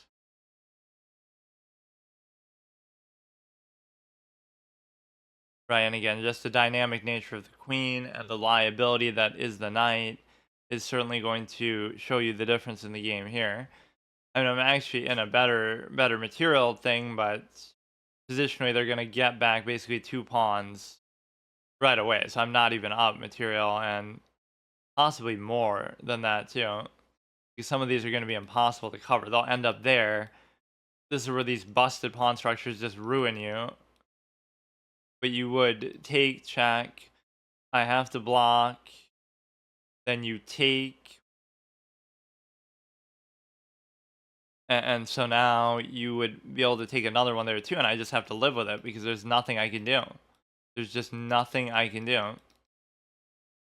You might just want to take this one like instead or cover this one instead. And so targeting that one could be at least a little difficult. You could give a check like there, right? And this would be borderline mate if you, but then the knight does at least cover that square. But like if you gave it from here, you could go still there. So it's not really a mate. If you go there, now you're looking at a mate, but maybe it's just that simple. You could just like, no, but you could do like this and then you give yourself space to move. I thought part of it is like they're just trying to do this so then they can take, but it's going to take them too long to do that. You go here, then you're setting up to mate, but the act of me moving both threatens that, and also it allows me to potentially take that because you're double attacking it, and allows me to potentially move the king as well.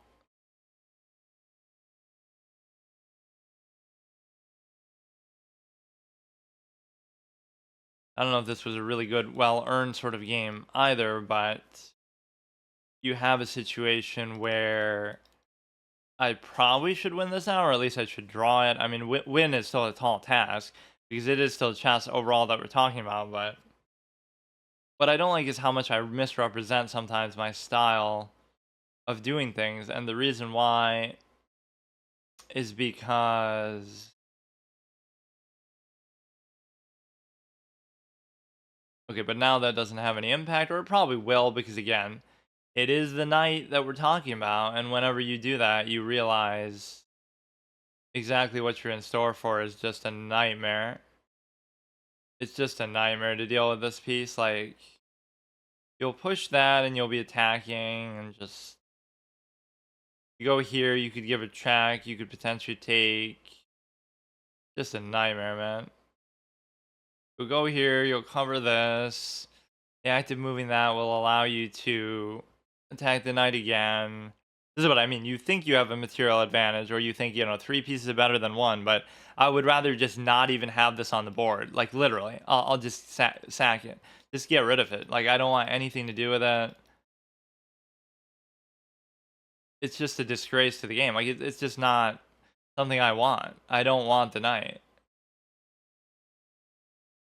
Where am I ever going to put it that it's going to be safe? Like, this is so fucking stupid. Now, you might think, oh, there's some sort of threat with respect to... I guess you could put it here now, but then you'll just get mated anyway. Like, why am I not getting mated even as it is? Like, this is already a mate. If you just go there, right? But even forget about the dinky knight. You might have to sack this.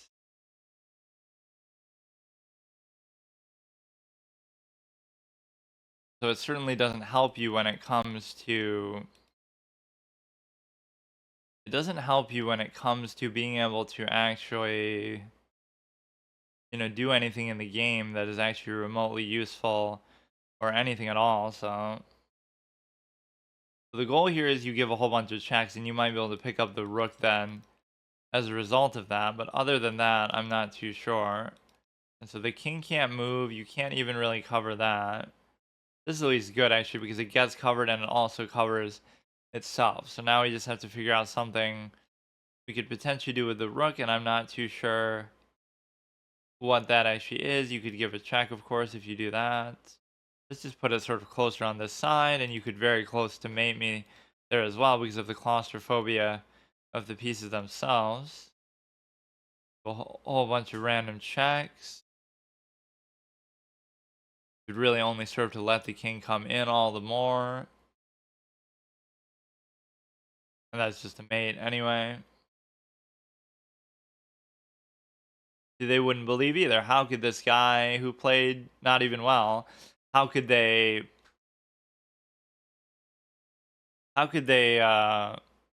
you know, make a mistake like that, mate in 1 or whatever, but that sometimes people will miss that or not even look for it. Or you can see that some of these are such low quality images too. Like, why does this look so blurry? Right, that's not how it should look.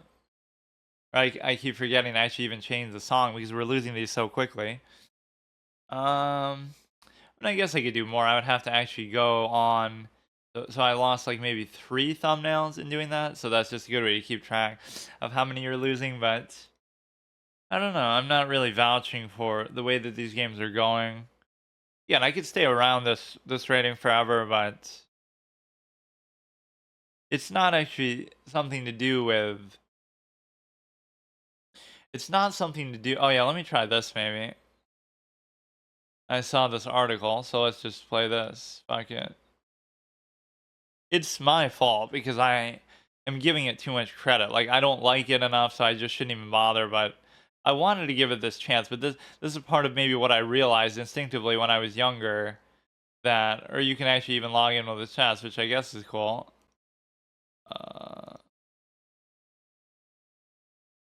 All chats, okay. Turn on sound. I won't even be able to hear it.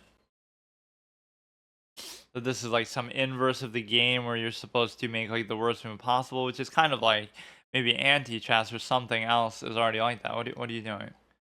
Lobby message, new start, join. Um, join who though? Title not found. Okay. Accuse kick. Accuse of what? Cheating? 1080 rating, but how do you even know? Just let me play against like a bot. Obviously, you're not going to expect that you would have. You are the player. What does that mean? Like, current turn white. What?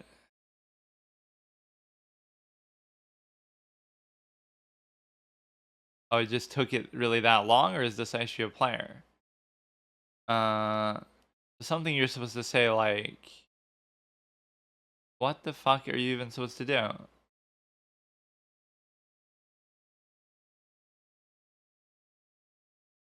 I don't get it. You are the player, which means what exactly? I guess I don't know how this even works. Roll. You are the player, so what the fuck does that mean? How about you tell me how it actually works? Says Zane Picasso Hopper 3 area message.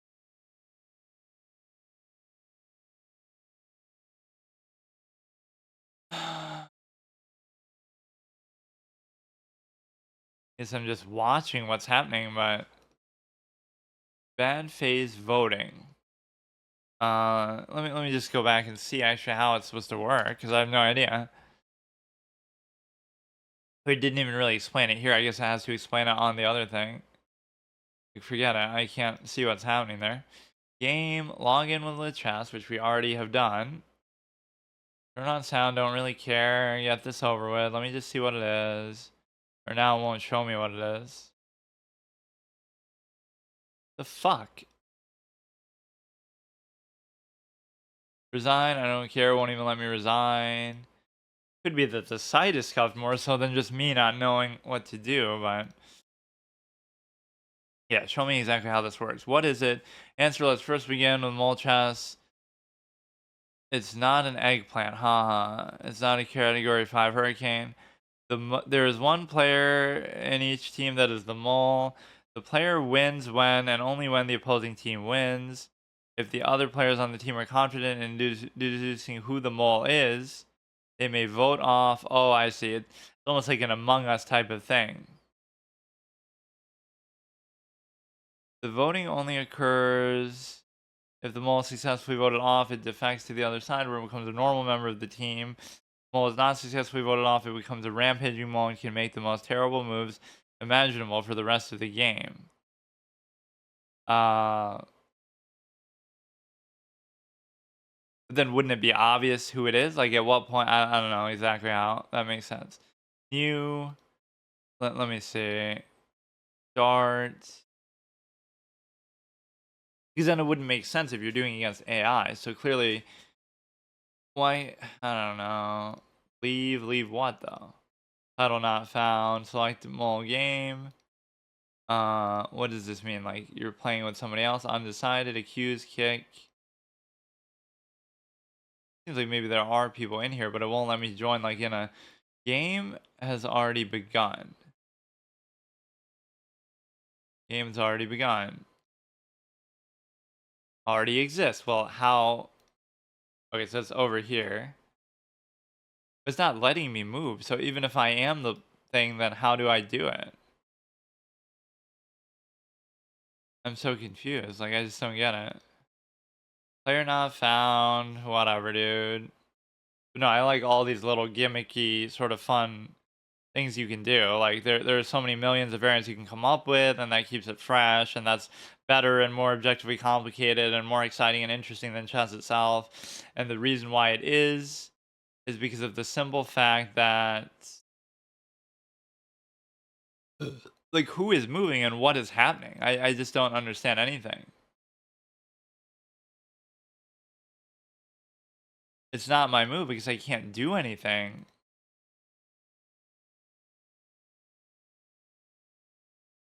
But like, is it displaying what my move would potentially be? And I have no idea. They could give you a little better feedback, I guess, in the course of the game. Or are these even players, or are they bots trying to imitate this? 599 seconds. But no, it has like an Among Us flair to it almost. No legal moves selected, picking randomly. Whatever. Okay, I don't care. Okay, so here we got a fresh supply of a couple more R's. Not that I should really need to do that. Like, that's almost a 3-strike system. I shouldn't lose more than 3 during a particular session. But this is interesting. Like, I've deliberately gone off some other style of play that I don't know, maybe I just got bored, but whatever. We'll try to get back to what I was doing before. Because again, even when you would lose there, it would either be on time, number one, or it would be a draw, right? You weren't really losing positionally at all ever. It just wasn't happening. And quite frankly, it's not possible if I just am consistent. So this is also the Doki Doki one where we're listening to Monaco the whole time. This one I actually liked. I found this pretty funny because this is sort of my old style stuff where I was well, first of all, in general, in these I sounded kind of quieter and it's like more ASMR type of thing. But also beyond that, it's a case where it's kind of like, what do you call it? Like OCD completionist and trying to hear every last line she has to say here because you're kind of stuck in this purgatory room with her with no interactivity. So you're just kind of sitting there reading through every single one. But I was kind of having these retorts and rebuttals to everything she would say and sort of snarky, witty type of thing. So it was kind of a funny thing. 10 out of 10 best game ever, which of course cap of face we get as well, which the background's not quite as bad as some of the other ones, but it's still not the transparent thing. I guess I forgot that existed or didn't really know. You're kind of stuck in this purgatory room, and this is like a female troll face also to problem that she's just going rambling on, and I feel compelled, here, I'll go ahead and turn it off for you, right? So she stops you even from skipping to troll you even more, or I guess I wouldn't have anyway. Like, you don't skip the dance game emote, right? All that dance game clap, 30 seconds until next tag. Oh yeah, the fact that it makes you wait so long. So that is like a very troll strange part of the game after the fact that I already didn't enjoy kind of what the bulk of it was. Right, that's especially salt in the wound. On top of that, this just, I didn't even enjoy what it was to begin with. Right, and so I'm just indulging. Like, we may as well endure this since we paid whatever 9.99 for the game at that point or something. So the pieces are the only thing that is missing here. Chess pieces, wood.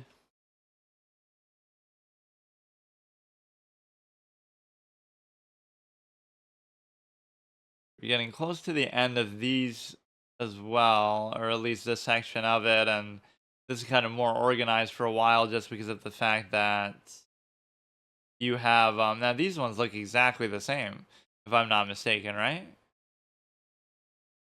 You can barely tell the difference. Or like they'll change sometimes when you already have one highlighted. Uh they look pretty much identical. Wood versus Woody. Why would they? I'll just do it in case there's some like minor difference, but no, maybe I shouldn't. I mean, I can't see the difference if there is one. I'm looking at every piece. It looks exactly the same. I almost have to see them side by side. They look the same to me. Xavier is kind of just a little darker tint one that doesn't really feel like wood. Let's try to go ahead and do it with this one, but whatever. Let me just try to play a little more disciplined. But what I'm clearly showing is lack of patience too. right, where I'm not able to. Did I even change the board? I think I just did, but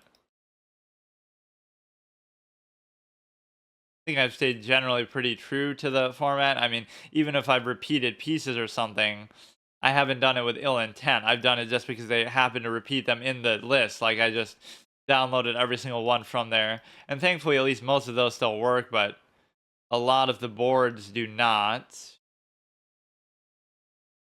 Even taking this now wouldn't arguably be that good because they could like kind of pin it down and it turns into something else bad. So let's just do this, and then what we can do is you can stop the pin from happening, and then you can do this. But what you realize with opening theory is something I was saying before too, where it's basically like you could do that with any variant or any position too, right? You could make opening theory for that. So I'm not going to necessarily blame the game that opening theory exists, right? That anybody can try hard something if they really want to. You can have opening theory for Dobatsu Shogi, like that little kids game, right?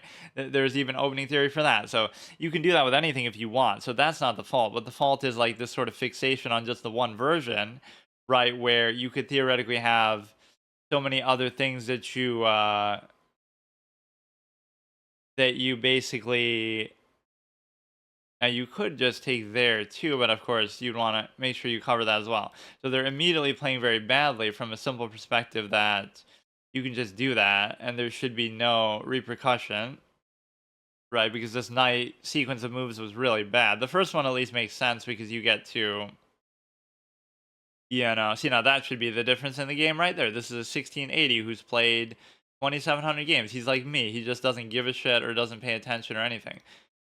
I would almost be compelled to go there to try to try to do a little fork that just gets you a piece, but it doesn't work. You have this, let's just go there, basic developing stuff. There's always this tendency, like you move so fast and you'll miss something better. Not that you even always need to see it, but it's like you'll move so fast and it feels like, or what I'm doing is I'm trading the bishop sometimes too willfully here where I maybe don't always do that or I shouldn't always do that. Right, like they always have a bishop pair now and I don't, which doesn't make sense because how much I revere bishops and bishops are just objectively better and everything like that. So now I try to open this, I guess. Or you'll be in a winning good position and then you'll fuck it up or get like overconfident or something too. Generally we're still facing the same opponents, like a 1680, like that's kind of around where I was, 1695. It is amazing the precipitous downfall though. Like I get to exactly 1695, I'm one game away, then like I lose and I'm whatever, back and forth a little bit, but then it goes all the way down to here. So it's obviously like I almost felt satisfied for doing that, right? Like, oh, look how far I got, and then now I just sort of have stopped trying, or it felt like almost that was far enough. But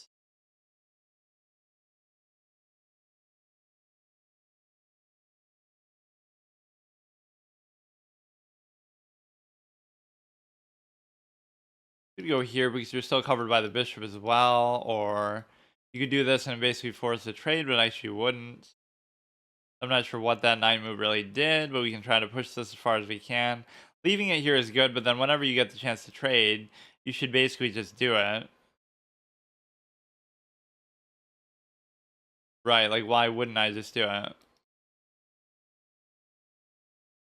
You go ahead, you give a check, which doesn't really matter. Right, you could have theoretically done that at any point. You can also take this whenever you want. You want to push this all the way. And if you stop me, then I'm not so sure. But you can't stop me, I guess is the point. You can stop it with the stupid ass knight.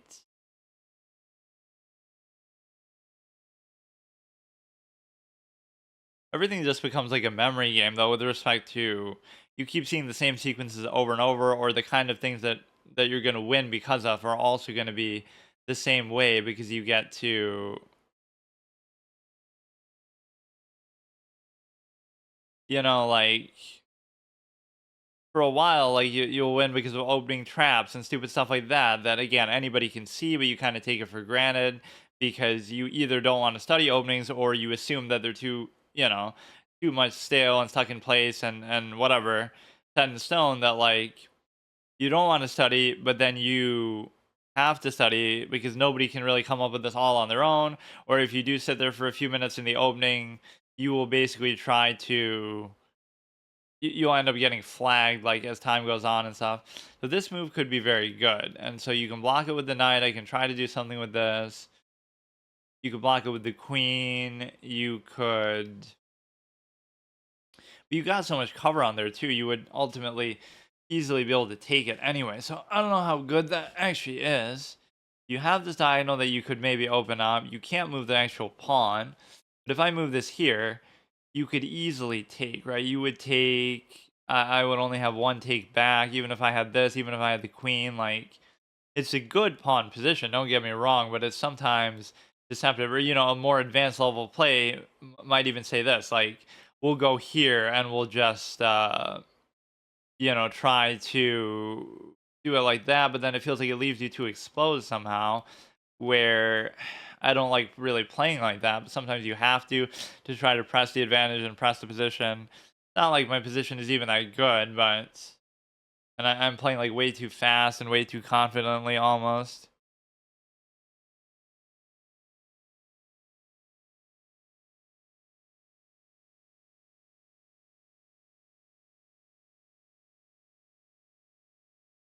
It's like people don't respect their own time when it comes to the game overall, though. Like, it's not the sort of thing that any normal person would do as much as you have to do, because I get it if you're committing to it like as a career, but then it's not even objectively a good career choice, because especially historically it's been so unrewarding, right, financially. Right, so you just have to have a certain passion for it innately, and maybe part of that is why people become so egotistical and use so much propaganda for it, because they realize like it's not satisfying enough on its own. But that's the thing, whether I win or lose, it's often not satisfying how it happens, right? That's the issue that I have. Like, it'll be something sort of very like there's nothing even about that. I wasn't even winning by anything, right? That's still a dead drawn position just like everything else. You have to embrace the drawish nature, because you have to imagine if I get in trouble too for using these backgrounds somehow, but I don't really see why, right? It's just an emo, like I'm not claiming that I own it, right? But one of these thumbnails will get me in trouble, or it'll be some, yeah, see, I'm not even up by anything at any point, or I'm up by more here. But whatever, let's just do another one. At least gave me a good juicy 7 rating. I can't be mad about that. We're getting a couple lightweight matchups here too with the 15s, which is totally fair just because of the fact that I've fallen down so much. Like when I was 1680 or something, I kept playing these 1750s and whatever. Even when I was 1650, I was doing that. And I would often draw them or even beat them, or just get flagged would be the worst sort of lose condition that I have, which you have to be okay with that, but it's also like you're probably just playing the wrong format and it's not instructive and it's not helping you in any way, because of the simple fact that that's always something I go for. I want to eat the stupid bishop with the knight. Can't do it because you have to cover that first. So basically, it's one of those things that I just personally prefer. But he's still gonna let me do it though. And the reason why is because they didn't do that very obvious basic move. Don't you know opening theories? Haven't you studied the game? Like, what the fuck? After 37,000 games, like, this is like the elite. You know who I feel like? I feel like Asmongold in WoW, where like he was never the best player or anything like that. World first raid clear. He was never the best, which is fine. I'm not shaming him for it, but his popularity is based on more his personality, cult of personality. His, he's funny, he's smart, he has some good taste, whatever. But it's not based on him being the best PvPer. He was never, the best PvPer in the world. He was never the best raider in the world or in the best guild in the world. He had a couple good raiding moments in guilds, but not like top level. But it's the same thing here. It's like he would shame people for their gear score in the armory, but he also wasn't the best player in the world. He might have been good or above average. So I feel the same way. Not that I'm even remotely good at chess, but it's like I'm making fun of this guy. I'm going to shame your armory score, like your gear score on the armory and WoW. So I could do the same thing here. I'm shaming this guy for having played 37,000 games, because whatever the context might be, it's just a simple fact that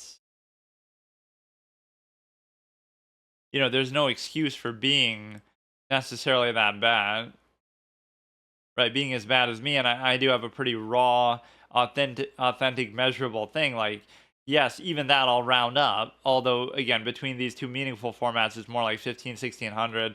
1,000 of those might be throwaway in other formats. A lot of them are unranked against viewers, but I'll still even count that, right? That's fine. It's just, it doesn't matter either way. Like, it's still a lot, and I'm still embarrassed of that, but and it shouldn't make you feel better, like, oh, look what a better progress I made. But how do you explain this? Even if you play it like I do, like where I'm trying not to study and I don't care about studying, there's nothing you could tell me, even if they're a smurf doing some stupid challenge or whatever, right? It still just doesn't make sense. So let's ignore that and try to double take on here. So take, like, I'll still do the take, or I guess that's fine too. Now I let my pawns get fucked up just because, oh, I don't want to open that because that can be bad, but maybe it's not that bad, but it just doesn't feel like a good structure to have, obviously. You go here, they take, you open up this.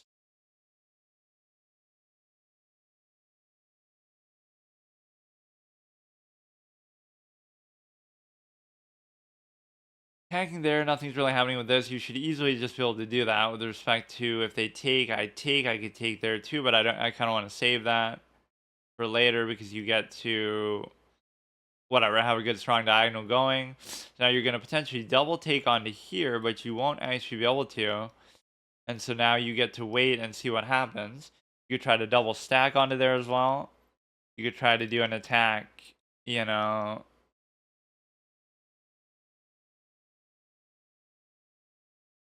You would take that, but I mean, so what, dude? 37,000 games to do that. Maybe it's all part of his plan, but I don't see why or how. So now all you have, yeah, this is what I mean. This is what we got to get back to. Give me some wins like this so I don't have to think. Not because, oh, I'm actually playing better, but clearly I was doing something, right? Like, clearly I was doing something right, and now I'm going to get too cocky and fuck up and give up some of these things too, but you should just cover this,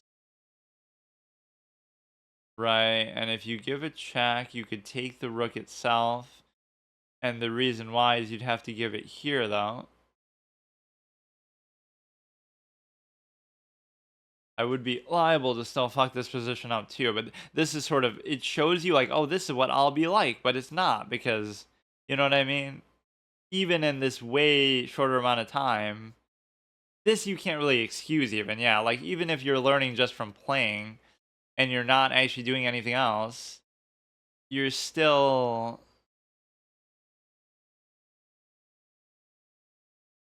you should still get better based on that alone. I'm not even saying analyze your games. I'm not saying read books. I'm not saying study anything, study opening theory, but just that's not an acceptable thing. You know what I mean? Like imagine if this guy had played classical instead, right? Instead of this insidious tendency to value time. I guarantee you would learn a lot more because you're incentivized to, I don't know, actually take your time and think about what you're doing a little bit. Let's try to get to maybe 1650. Clearly, I'm on such a good streak. I mean, this dude is literally trolling the game, but I can accept it. Like, it's not that he couldn't have done anything about it. There's probably plenty he could have done. It might have still been that he would have lost, but Monica is my lucky charm. Play chess till the end of time while Monica's troll face watches you. So, I mean, you were winning by a good amount, but it doesn't mean that it's only made one because he does that. Like, you could still delay it out, right? And it would still, whatever. But especially against me, that's my one weakness that I'll even admit. Like, I'm liable to mess stuff up when I feel like, even if I'm winning and stuff like that. Yeah, we're gonna just farm and bully 1500s over here. Yeah, let me just try to get back to my overall style, which is hard to even judge. Like, am I doing this the right way if I basically, am I doing it the right way because they could just be making mistakes that people don't typically make, right? It's one thing, I'm not saying nobody makes any mistakes, but not like that. That was just pathetic.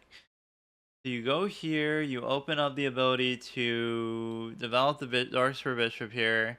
The pin isn't actually going to happen here, but I might be incentivized to do that.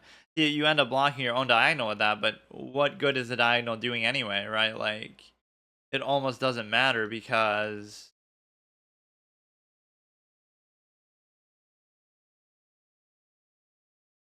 I don't know. I feel like those are two good reasons actually why low rated players are bad though. On one hand, they find the game kind of nerdy and embarrassing to study or something like that, but also even to take it seriously in the course of it. And obviously, if you're going to do it for any meaningful amount of time, that's a fair consideration, but it's still kind of dumb, right? Like if people really wanted to study, they could do it. It's just take, then take, which wouldn't even mess up the castle necessarily. I'm obligated to just do it because, it's just, okay, you go like this, you could potentially take there. Could be pretty damaging. You got to watch out for the implications of that. So that in itself is a bad thing to allow. And of course, the knight finds itself in the crosshairs of such an ugly, ugly position. You're actually fine with respect to every other dynamic here because you get to. And look how aggressively some of these people play, too. That always, like, in respect. Now, for all I know, he could have played a million games on chess.com or on some other website or over the board in real life, but I'm not going to count that against people, especially in the context of, you know,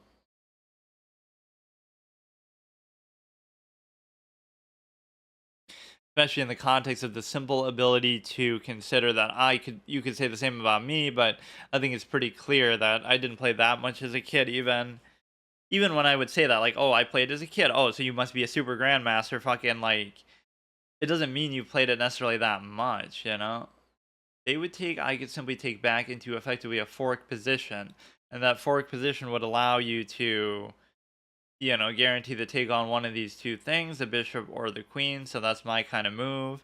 That again, you might say, oh, it's not really a fork because you're not winning anything, but it's just, or maybe you actually would no, you can just cover it.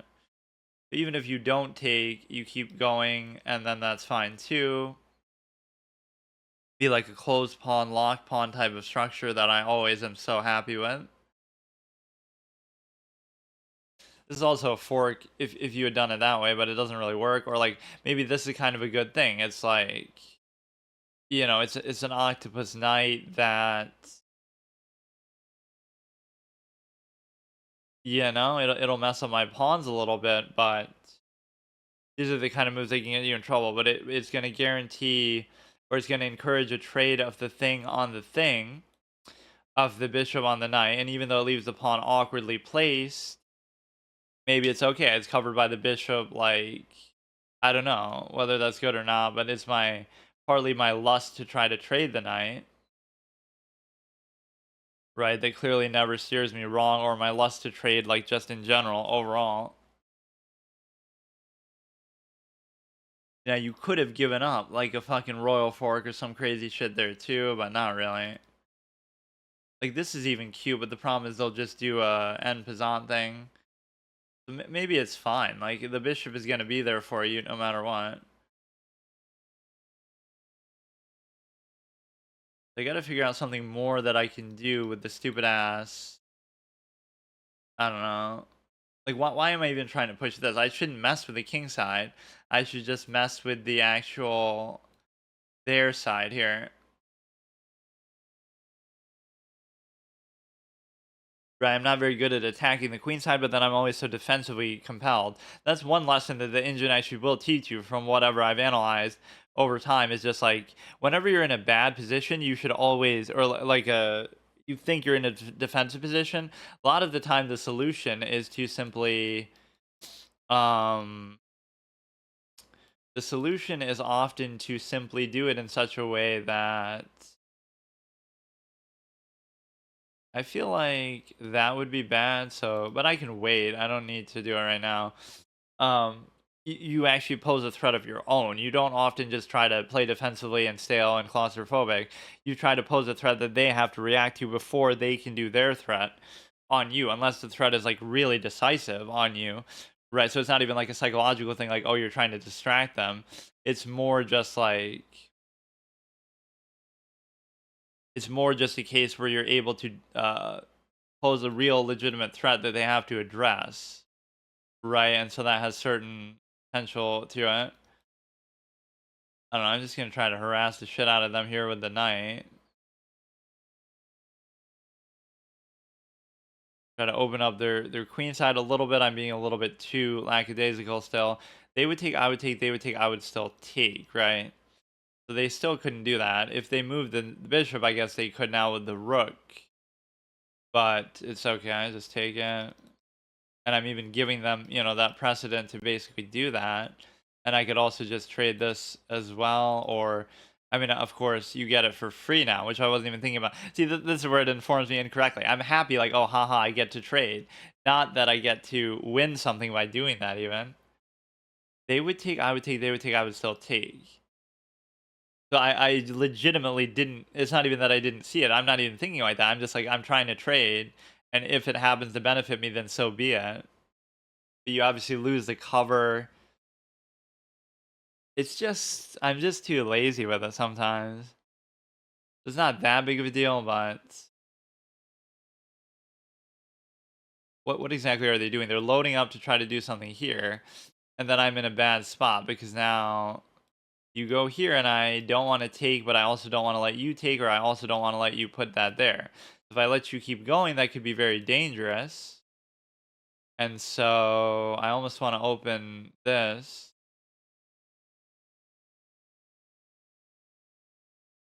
And the reason why is because, okay, you can have that one there, but then at least I'm going to keep this one from being effective. And so what you can do is if you go there, I go there, then we can just kind of take this and there's not much you can do about it. Or I don't know exactly. If you take, I take. But it's still bad to allow that to happen, or that in itself is very surprising. I think I could run and escape from this, but it's going to be very tight nonetheless. Like, you can go here, and I don't know what other ancillary threats. Like, even if the queen gets in the optimal position, you would still be able to block, and like it should be okay. But I maybe waited too long to wait for that threat. But see, I won a piece in doing it, so now I could afford to sack a piece to even save my position. That's the real benefit of material advantages for a defensive player like me. I'll use it later to sack it to save my position defensively when they're attacking me. I won't use it to attack them and sack it or do whatever like that, right? That's the difference. So if you just go here,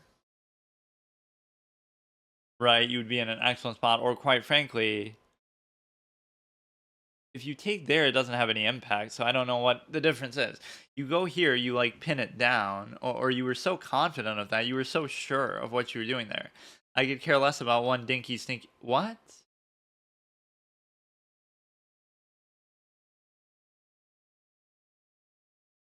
Look how they're so quick with it too. I mean, I don't know. Move the queen there. I mean, it's not like very hard to see really, but what was I doing in the middle there for a while? I must have been really thinking about what I was doing a bit more. I just kind of have stopped doing that. Or again, I would play so accurately to an extent that it wouldn't come down to, oh yeah, I forgot to maybe make a move here, or maybe it's uh am I already up by like a thing? How did they blunder a piece already so quick? No, they're gonna take that, so it's not like I'm really up. Um I guess that's good.